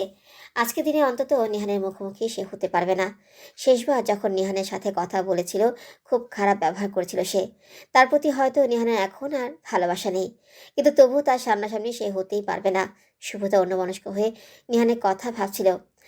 সাহেল শেখ ক্লাসে এলে সবাই সালাম দেয়। শুভ্রতা তখনও জানালা দিয়ে বাইরে তাকিয়ে আছে, নিজের দিকে কোনো মনোযোগ তার নেই। দ্বিতীয় বেঞ্চে ফাউজিয়া আর শুভ্রতা দুজনে একই বোরখা পরে বসে আছে। ফাউজিয়ার মুখে নিকাব আর শুভ্রতার মুখে কালো মাস্ক। সাহেল শেখ পড়া কোথায় জানতে চাইলে পেছনে বেঞ্চ থেকে একটা মেয়ে জানিয়ে দেয়। সাহেল শেখ শুভ্রতাকে আসার পর থেকে বাইরে তাকানো অবস্থায় দেখছেন। শুভ্রতাকে ডাক দিলেও শুভ্রতা কোনো পরিবর্তন দেখতে পান না তিনি। ফাউজিয়া হাত ধরে ঝাঁকিয়ে ডাকলে সে ফাউজিয়ার দিকে তাকায়। হয়েছে জি স্যার তোকে ডাকছে, কি ভাবছিস তুই? শুভ্রতা সাহেল স্যারের দিকে তাকায়, তিনি তখনও তার দিকেই তাকিয়ে আছে। শুভ্রতা বসা থেকে দাঁড়িয়ে পড়ে। স্যার। ক্লাসে অমনোযোগী কেন? আসার পর থেকে দেখছে বাইরে তাকিয়ে আছেন। Sorry sir. ক্লাসে মন দিবেন প্লিজ। ক্লাস শুরু হয়। সাহেল স্যার আগের দিনের পড়া দু একদিনের থেকে নিয়ে পরবর্তী পাঠ আলোচনা শুরু করেন। এমন সময় শুভ্রতা ফাউজিয়াকে বলে, দোস্ত একটা কথা। এখন আবার কি কথা? স্যার কথা বলতে গেলে রাগ করবে। আসতে বলছি, শোন না প্লিজ। হ্যাঁ বল। তোদের বাসায় থাকা যাবে? আমি শুধু আজই তোদের বাসায় একটু থাকবো, আন্টিকে কিছু মনে করবেন? আম্মু কেন কিছু মনে করবে, কিন্তু তুই হঠাৎ আমার বাসায় কেন থাকবি? তোকে পরে বলবো সবটা, শুধু আমাকে এটা বল যে তোদের বাসায় থাকা যাবে কিনা। হ্যাঁ যাবে। তাহলে আমি কিন্তু আজ তোর সাথে তোর বাসায় যাচ্ছি। আসলেই নাকি মজা করছিস? না, সত্যিই যাব। ঠিক আছে, তাহলে আজ সারা রাত আমরা গল্প করব। তোকে আমি নুডলস রান্না করে খাওয়াবো। যা ইচ্ছে খাওয়াস। দুজন দুজনের দিকে তাকিয়ে মুচকে এসে ক্লাসে মনোযোগ দেয়। শুভ্রতা হাঁপ ছেড়ে বাঁচে। আজকে দিনটা অন্তত বাঁচা যাবে। আজকে অন্তত নিহান ভাইয়ের সামনে যেতে হবে না ভেবেই মনটা একটু ভালো হয় তার। রাত 8টা, শুভ্রতা আর ফাউজিয়া বসে বসে পড়ছে। ফাউজিয়া তো পড়ছে, কিন্তু শুভ্রতা কিছুতেই পড়ায় মন দিতে পারছে না। ক্লাস শেষ করে সে বাসায় জানিয়ে দিয়েছিল যে ফাউজিয়া জোর করে আজ তাদের বাড়ি নিয়ে যাচ্ছে। প্রথম থেকে আয়েশা বেগম ঘোর আপত্তি জানালেও পরে কোনো মতে মেনে নেন। নিহানের সামনাসামনি হতে হবে এই ভয়ে সে আজ ফাউজিয়ার বাসায়, কিন্তু নিজের বাড়িতে এখন কি হচ্ছে না হচ্ছে সেটা জানতেই প্রবল ইচ্ছে করছে তার। শুভ্রতাকে বারবার কলম ঘোরাতে দেখে ফাউজিয়া বলে, কি রে, কি হয়েছে? পড়ছিস না কেন? ইচ্ছে করছে না রে। কাল ক্লাস পরীক্ষা আছে, ভুলে গেলি কেন? ভুলিনি, কিন্তু পড়ায় মন বসছে না একদমই। বাসায় কি হচ্ছে জানতে ইচ্ছে করছে। কতদিন এভাবে পালিয়ে পালিয়ে বেড়াবি? আদৌ কি সম্ভব? বিয়ের আগে একটা ভুল করেছিলি, বিয়ে করেও ভুল করেছিলি, এবারের দাম তো দিতেই হবে। আমি চাই নিহান ভাই যেন এখনো তোকে আগের মতোই ভালোবাসে। আজে বাজে কথা বলিস না তো। আগে ভুল করেছি এটা ঠিক, কিন্তু সে যদি এখনো আমাকে ভালোবাসে, তোর কি মনে হয় আমিও তাকে নিয়ে ভাববো? কখনো না। আমি ডিভোর্সি, আর সে ভালো একটা অবস্থানে আছে, হয়তো বাড়ি থেকে এবার গেলেই মেজর পদে অবস্থান করবে। সে আনম্যারিড, আমার চেয়ে শত গুণে ভালো একটা মেয়ে ডিজার্ভ করে সে। ভালোবাসা কি টাকা প্রতিপত্তি দেখে হয় সব সময়? কিছু কিছু সময় হতে হয় ফাউজিয়া। কাল তো বাড়ি ফিরতেই হবে, কি করবি? শাকিরা বাড়িতে থাকলে ভালো হতো, ওর সাথে থাকা যেত, কিন্তু সে নিজেই নানু বাড়িতে গিয়ে হাজির। আমিও নানু বাড়ি চলে যাব নাকি বলতো? নাকি এখানে কোথাও মেস ভাড়া নিব কিছুদিনের জন্য? পাগল হলি নাকি? এইভাবে পালিয়ে থাকা কিছুতেই সম্ভব না। তার চেয়ে ভালো মুখোমুখি হয়ে দেখি কি হয়। ওনাকে ভীষণ ভয় লাগে আমার। যদিও কখনো কাউকে রাগ দেখাতে দেখিনি, তবুও এখন তো আমাকে শেষ করে ফেলবে। স্নিগ্ধাকে কল দিয়ে বাড়ির অবস্থা জেনে নে, দেখ কি বলে। ঠিক বলেছিস। দেখি আমার গুপ্তচর কি বলে। শুভতা ফোনটা নিয়ে স্নিগ্ধাকে কল করে। ফোনটা রিং হচ্ছে আর তার বুকের ভিতর ধুকপুক করছে। ফোনটা রিসিভ হয়। ওপাশ থেকে ভরাট পুরুষালী গলায় বলে, হ্যালো। হৃদস্পন্দন থেমে যায় কয়েক সেকেন্ডের জন্য শুভতার। স্নিগ্ধার ফোনটা কে রিসিভ করেছে? নিহান। শুভতা কাঁপা কাঁপা গলায় বলে, কে? নিহান। আ- আপনি? স্নিগ্ধা কোথায়? আমার পাশে। তোর আজকেই বান্ধবীর বাড়ি থাকতে হলো? হ্যাঁ, কাল আমাদের পরীক্ষা, একসাথে পড়ার জন্য থেকে গিয়েছি। পড়া বাদ দিয়ে হাতে ফোন কেন? এমনি একটু স্নিগ্ধার সাথে কথা বলার জন্য কল দিয়েছিলাম। এই যে নেন, কথা বলেন। আর শুনেন, আগামীকাল ক্লাস শেষ কয়টায়? 1:30টায়। কেন? আমি নিয়ে আসতে যাব। ক্লাস শেষ করে একদম মেইন গেটের সামনে এসে দাঁড়াবেন। ফোনটা হাতেই রাখবেন। আমি একাই বাড়ি ফিরতে পারবো, আপনার আসতে হবে না। আমি বলেছি না আমি যাব আনতে? হুম। স্নিগ্ধার সাথে কথা বল। নিহান স্নিগ্ধার হাতে ফোনটা ধরিয়ে দেয়। শুভতা কিছুক্ষণ কথা বলে কলটা কেটে দেয়। ফোনটা রেখে ফাউজের দিকে অসহায় ভঙ্গিতে তাকায় শুভ্রতা। ফাউজিয়া তখন মনোযোগ দিয়ে পড়ছিল। এই ফাউজিয়া, কি রে? বই পৃষ্ঠা থেকে চোখ তুলে শুভ্রতার দিকে তাকিয়ে বলে, কি হয়েছে? নিয়ান ভাই কালকে আমাকে নিতে আসবে বলেছে। ভালোই তো, তোর আর টাকা খরচ করে গাড়িতে যেতে হবে না। আর এমনিতেও কাল কলেজ বাস নেই। টাকা আমার কাছে আছে অনেক, আমি ওনার সাথে যাবই না। প্রায় 1 ঘন্টার পথে আমার কি অবস্থা হবে ভেবেছিস তুই? কি হবে না হবে সেটা কাল ভাবিস। আজ অন্তত একটু ভালো করে পড়, কালকে এক্সাম। আমার চেয়ে যদি বেশি না পাইছিস তো তোর খবর আমি খারাপ করে দেব বলে দিলাম। এসব আমি পারি, লিখতে পারবো, কিন্তু তুই নিহান ভাইকে নিয়ে আর একটা কথা বলবি না তো, একদম রুম থেকে বের করে দেবো তোকে আমি। নিজে তো পড়বি না, আমাকেও পড়তে দিচ্ছিস না। শুভ্রতা মাথার দুই পাশে দুই দিক দিয়ে চেপে ধরে বলে ওঠে, আল্লাহ, কি বিপদে ফেললে তুমি। সংসার ভাঙার 2 মাস 3 মাসও হয়নি, চালচলন দেখ, মনে হচ্ছে অবিবাহিত মেয়ে। আবার বোরখে পড়েছে যেন কেউ চিনতে না পারে। কিন্তু মামুনি মুখ ঢাকুনি কেন? নিজের কলুষিত মুখটা ঢাকতে পারলে না? শুভ্রতা আর ফাউজিয়া ক্লাসে ঢুকবে, দোতলায় উঠে এসেছে। এমন সময় পেছন থেকে পুরুষালী গলায় কেউ এমন কথা বলে উঠল। ক্লাসের সময় হয়ে যাচ্ছে, কথা পরিপ্রেক্ষিতে কিছু বলতে গেলে দেরি হয়ে যাবে, তাই শুনেও না শোনার ভঙ্গিতে চলে যেতে লাগে। ফাউজিয়া এক প্রকার হাত ধরে টেনে নিয়ে যাচ্ছে তাকে। পেছন থেকে সেটা আবারও বলে ওঠে, চেহারা দেখে কি আরও কিছু ছেলেকে কুপকাত করতে? চেহারা দেখে কি আরও কিছু ছেলেকে কুপকাত করবে নাকি সুন্দরী? অনেকগুলো লাইনে থাকলে বেছে নিও কোনটা বা ভালো সার্ভিস দেবে। তোমার এক্স হাজব্যান্ড তো দিতে পারেনি। কথাটা শুনে শুভ্রতা হাঁটা থামিয়ে দেয়। পেছনে ঘুরে তাকিয়ে দেখে ছেলেটা তার অল্প পরিচিত, রাজনীতির সাথে জড়িত বড় ভাই। একটু ভেবেই মনে করতে পারে এই ছেলেকে সেদিন তার পাশের মেয়ের সাথে দেখেছিল, যে মেয়ে সেদিন ডিভোর্স নিয়ে তাকে কথা শুনিয়েছিল। শুভ্রতা ফাউজিয়ার থেকে হাত ছাড়িয়ে নিয়ে এগিয়ে যায় ছেলেটার দিকে। একদম সামনে গিয়ে দাঁড়ায় ছেলেটার পাশে আরো কয়েকজন দাঁড়িয়ে আছে। শুভ্রতা তাদের উপর একবার চোখ বুলিয়ে নেয় আর বলে, কি সমস্যা? কোনো সমস্যা নেই মামুনি, বোরখাই কিন্তু তোমাকে সে। সেটার কথা সম্পন্ন করতেই পারল না। পুরো কথা মুখ থেকে বের হওয়ার আগেই শক্তপোক্ত একটা চর বসে গেল তার গালে। তোর বোনকেও নিশ্চয়ই বোরখায় সে লাগে, তাই না রে হারামজাদা? এরকম ঢিলেঢালা বোরখা যেখানে শরীরের আকৃতি বোঝা যায় না, এটাও তোদের মতো কুকুরগুলার চোখ আটকাতে পারে না, তাই না? তোর বাবা মা টাকা খরচ করে শুধু বইয়ের পেছনেই করেছে। তোর মানুষ হওয়ার পেছনে করলে এরকম অমানুষ হতে পারতি না। শুভতার কথা শুনে রাগে ফুঁসতে থাকে ছেলেটা। চারপাশে ছেলে মেয়ে জড়ো হয়ে যায়।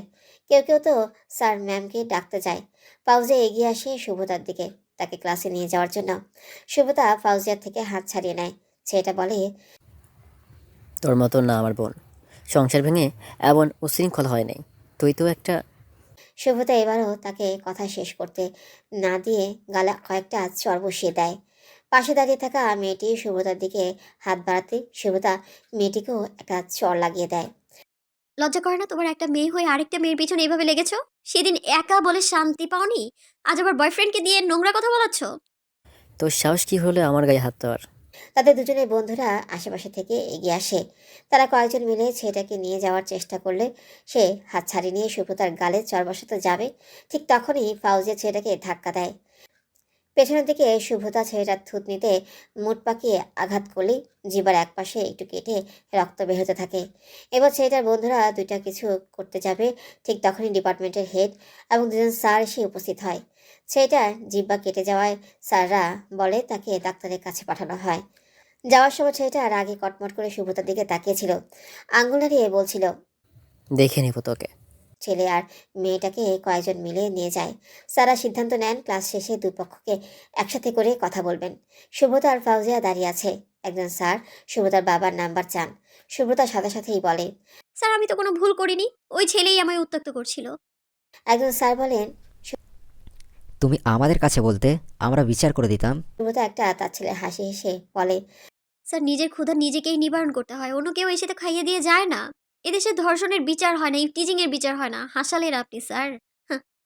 শোনো সুব্রতা, তুমি একজন মেয়ে হয়ে কিভাবে একটা ছেলের গায়ে হাত তুলতে পারো? তুমি ভালো ছাত্রীর জন্য আমরা এখনও কোনো সিদ্ধান্ত নিইনি। তোমার বাবার নাম্বার দাও, আর পরবর্তীতে এসব যেন দ্বিতীয়বার না ঘটে। সুব্রতা সোজাসাপটা জবাব দিয়ে দেয়, স্যার এরপর যদি কেউ আবার এরকম করে তাহলে আমিও এইরকমই করবো। আবার সবাইকে সতর্ক করে দেবেন যেন আমার সাথে লাগতে না আসে। তুমি কিন্তু এবার অসভ্যতামি করছো সুব্রতা। কোনো রকম অসভ্যতাও করছে না স্যার, ওই ছেলেটাই সুব্রতাকে বাজে কথা বলছিল। পাশে থেকে ফাউজিয়া কথা বলে উঠলে স্যার তাকে থামিয়ে সুব্রতার বাবার নাম্বার নিয়ে তাদের ক্লাসে পাঠিয়ে দেয়। সাহেল স্যারের সাবজেক্ট পরীক্ষা, তাই সবাই পড়তে ব্যস্ত। ঠিক 10:45 সাহেল শেখ ক্লাসে ঢুকেন। রোল কল করার পরপরই সবাইকে বই সামনে রেখে যেতে বলেন। ফাউজিয়া আর সুব্রতাকে ডাকেন প্রশ্নপত্রগুলো সবার কাছে পৌঁছে দেওয়ার জন্য। দুজনে এসে সাহেল স্যারের হাত থেকে প্রশ্নপত্র নিয়ে সবাইকে দেয়।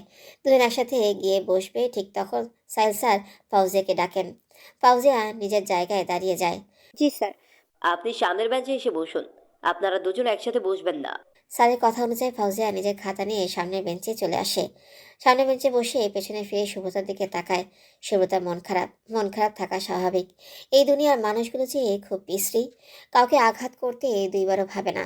সুব্রতা ফাউজিয়ার দিকে তাকালে ফাউজিয়া বলে, ভালো করে পরীক্ষা দিবি কিন্তু, এসব নিয়ে ভাবিস না। ক্লাসে পড়ার ওই ঘটনা নিয়ে কিছু হলে আমি নিজে তোর হয়ে কথা বলবো।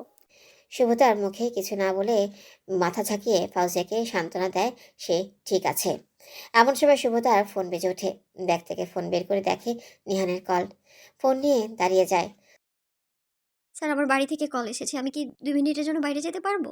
সাহেল শেখ অফিস রুমে শুনেছেন সুব্রতার বিষয়টা। তিনি মনে মনে সুব্রতার পক্ষই নিয়েছেন।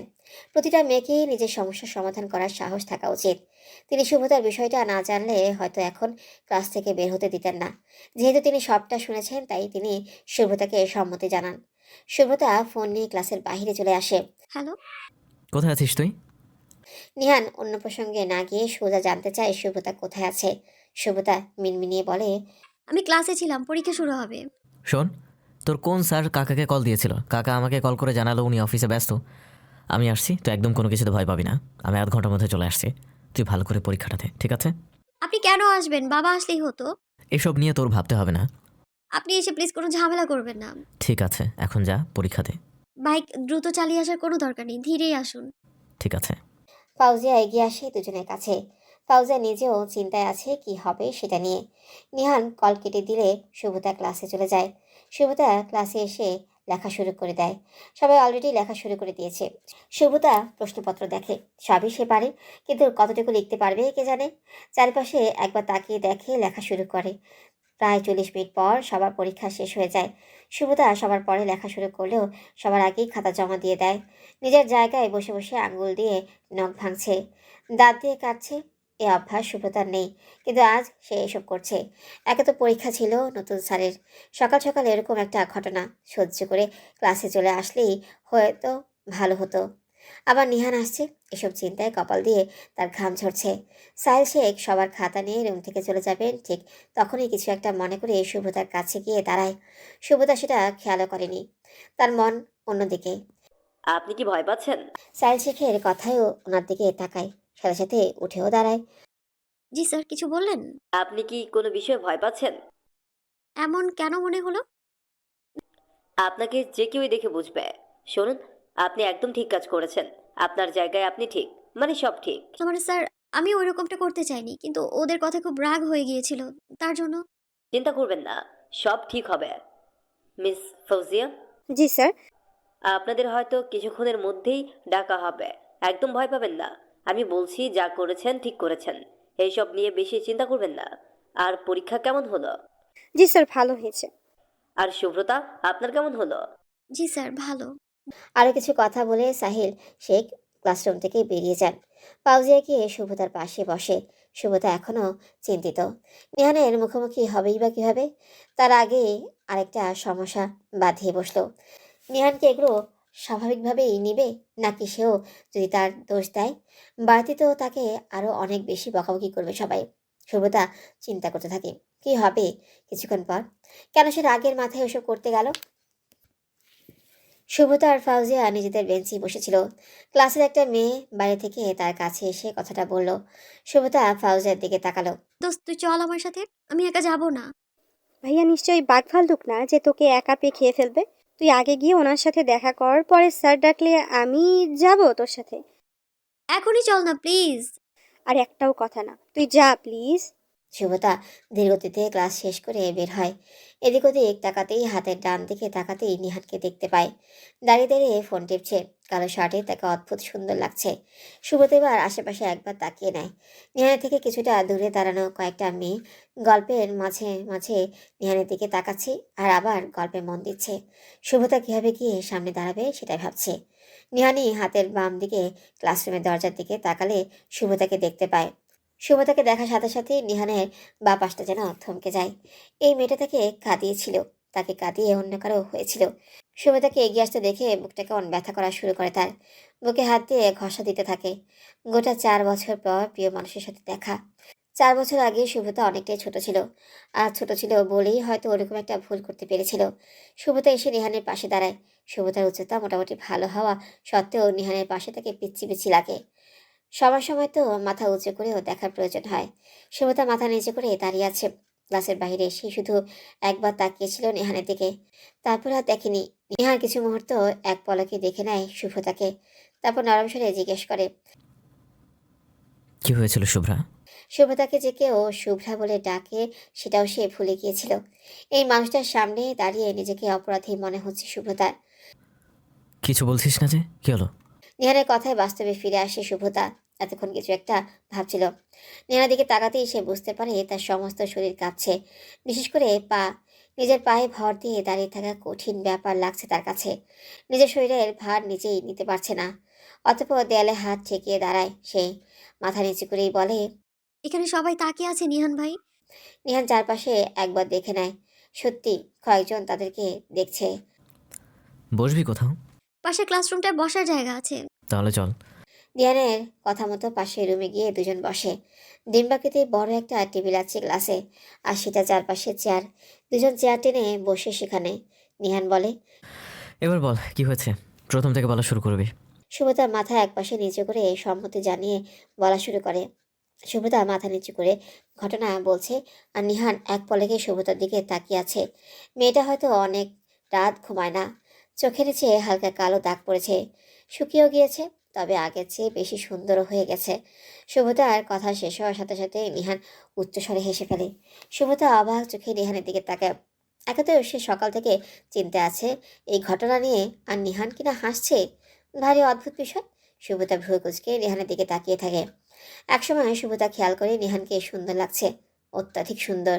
আগে কখনো তার চোখে নিহানকে সুন্দর লাগেনি, হয়তো ভালো করে খেয়ালই করেনি সে। আস্তে আস্তে নিহান শুভতার দিকে তাকালে বুঝতে পারে শুভতা তাকে দেখছিল। দুজনের চোখে চোখ পড়ে যাওয়ায় শুভতা অপ্রস্তুত হয়ে চোখ নামিয়ে নেয়। নিহান তা বুঝতে পেরে অপ্রস্তুত ভাব কাটিয়ে দেওয়ার জন্য বলে, ছেলে হয়ে তোর কাছে মার খেলো? আমি নিজেকে প্রোটেক্ট করতে পারি নিহান ভাই। কারাতে শিখেছিস? হ্যাঁ। তাহলে একদিন আমার কাছে আত্মরক্ষার ট্রেনিং নিস। কেউ সে কেন সউচ্চারণ করলেও তার দাঁত ভেঙে দিবি। সেটা আমি বুঝে নিব, আপনার বলতে হবে না। এখন আপনি শুধু তাড়াতাড়ি বাসায় নিয়ে যাওয়ার ব্যবস্থা করুন। আমি বাসায় যাব, ভালো লাগছে না আমার। বাসায় কেন? তোকে তো আমি আজও বান্ধবীর বাসায় রেখে যাব। আমিও দেখতে চাই তুই কতদিন বাইরের বাইরে কাটাতে পারিস।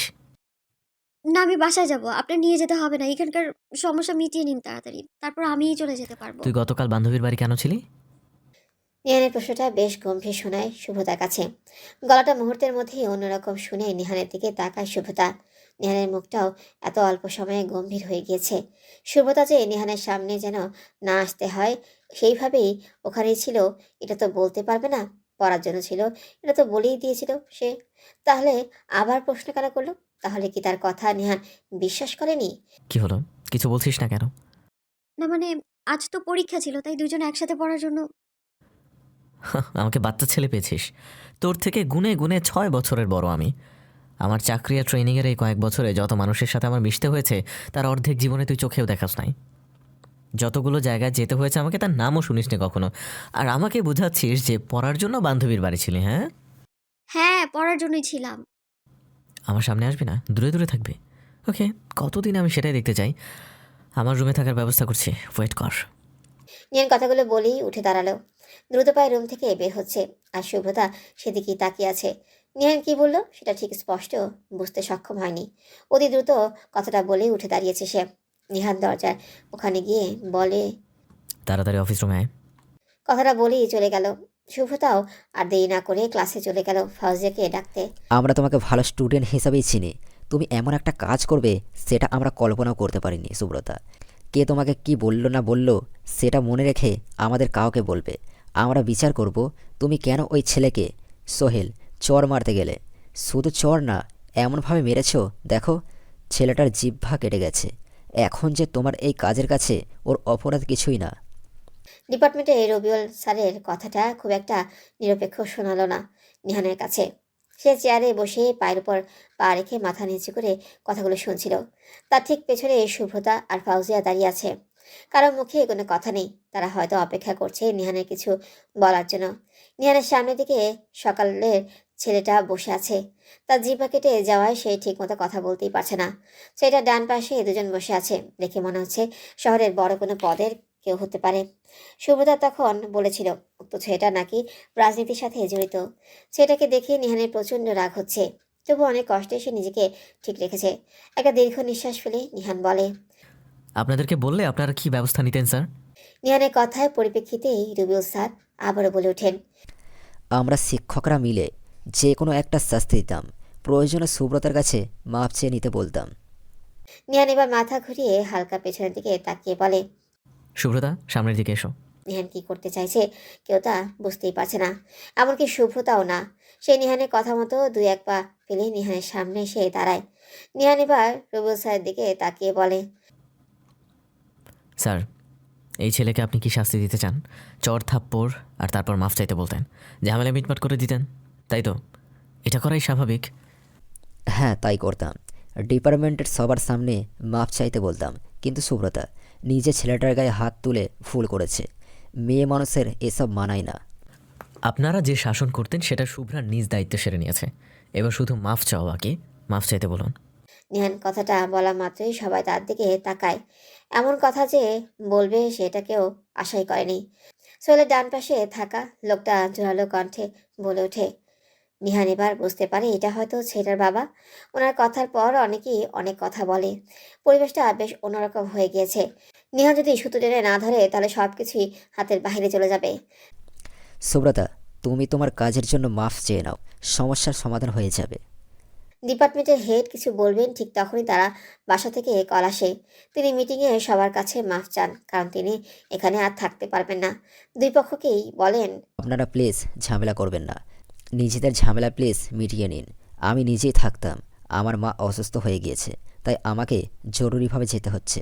উনি চলে যাওয়ার মাত্রই নিহান বলে, যে ইফটিজিং করছে সে ক্ষমা চাইবে, আর যে মেরেছে সে ক্ষতিপূরণ দিবে, সোজা হিসেব।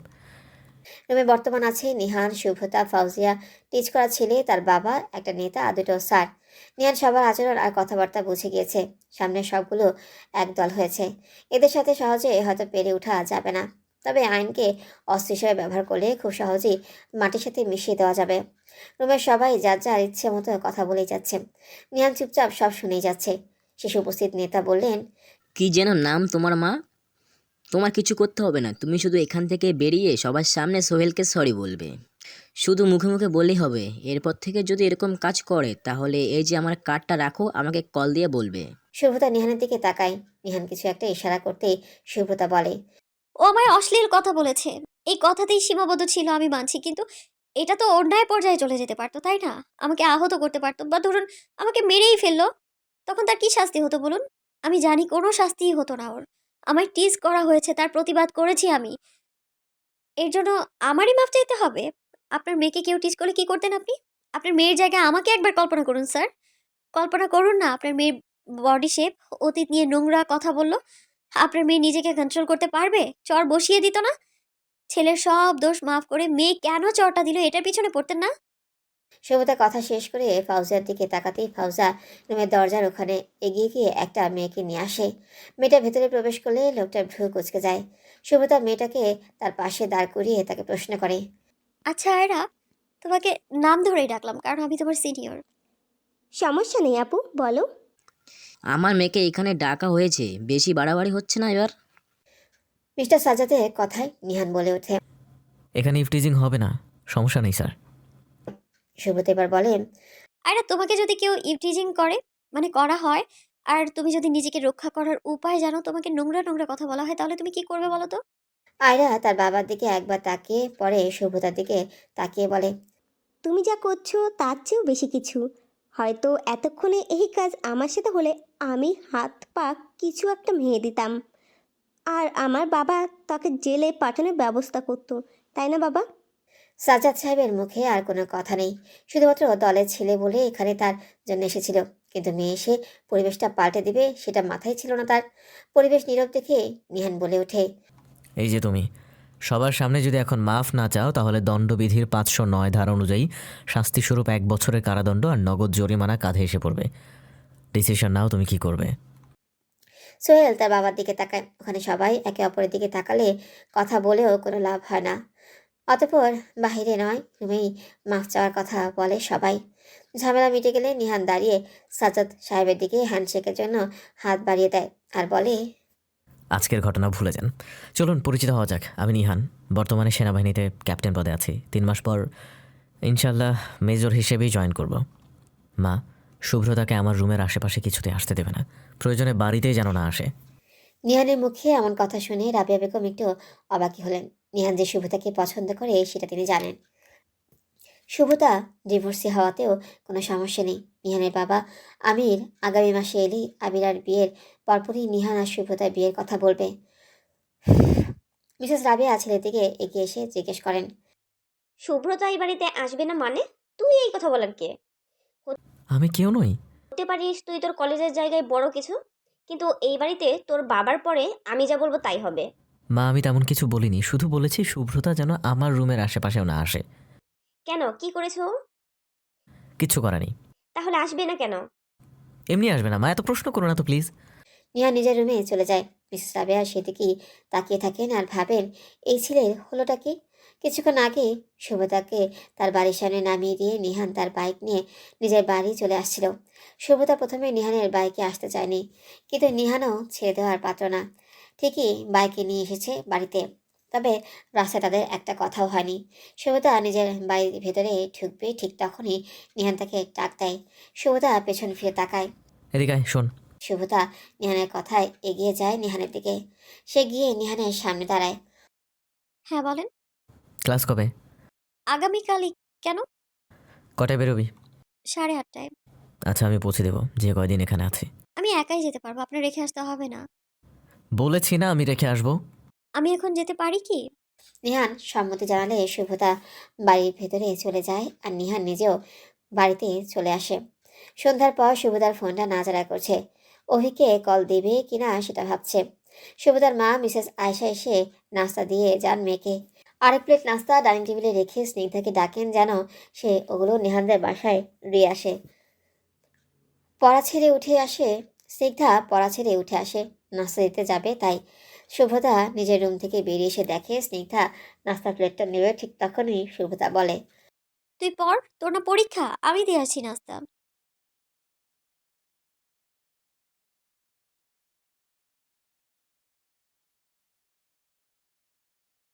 ও বাড়িতে গেলে মন ভালো হবে কেন?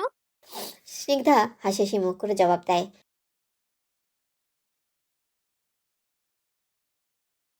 শুভদা ভ্রু কুচকে স্নিগ্ধার দিকে তাকায়।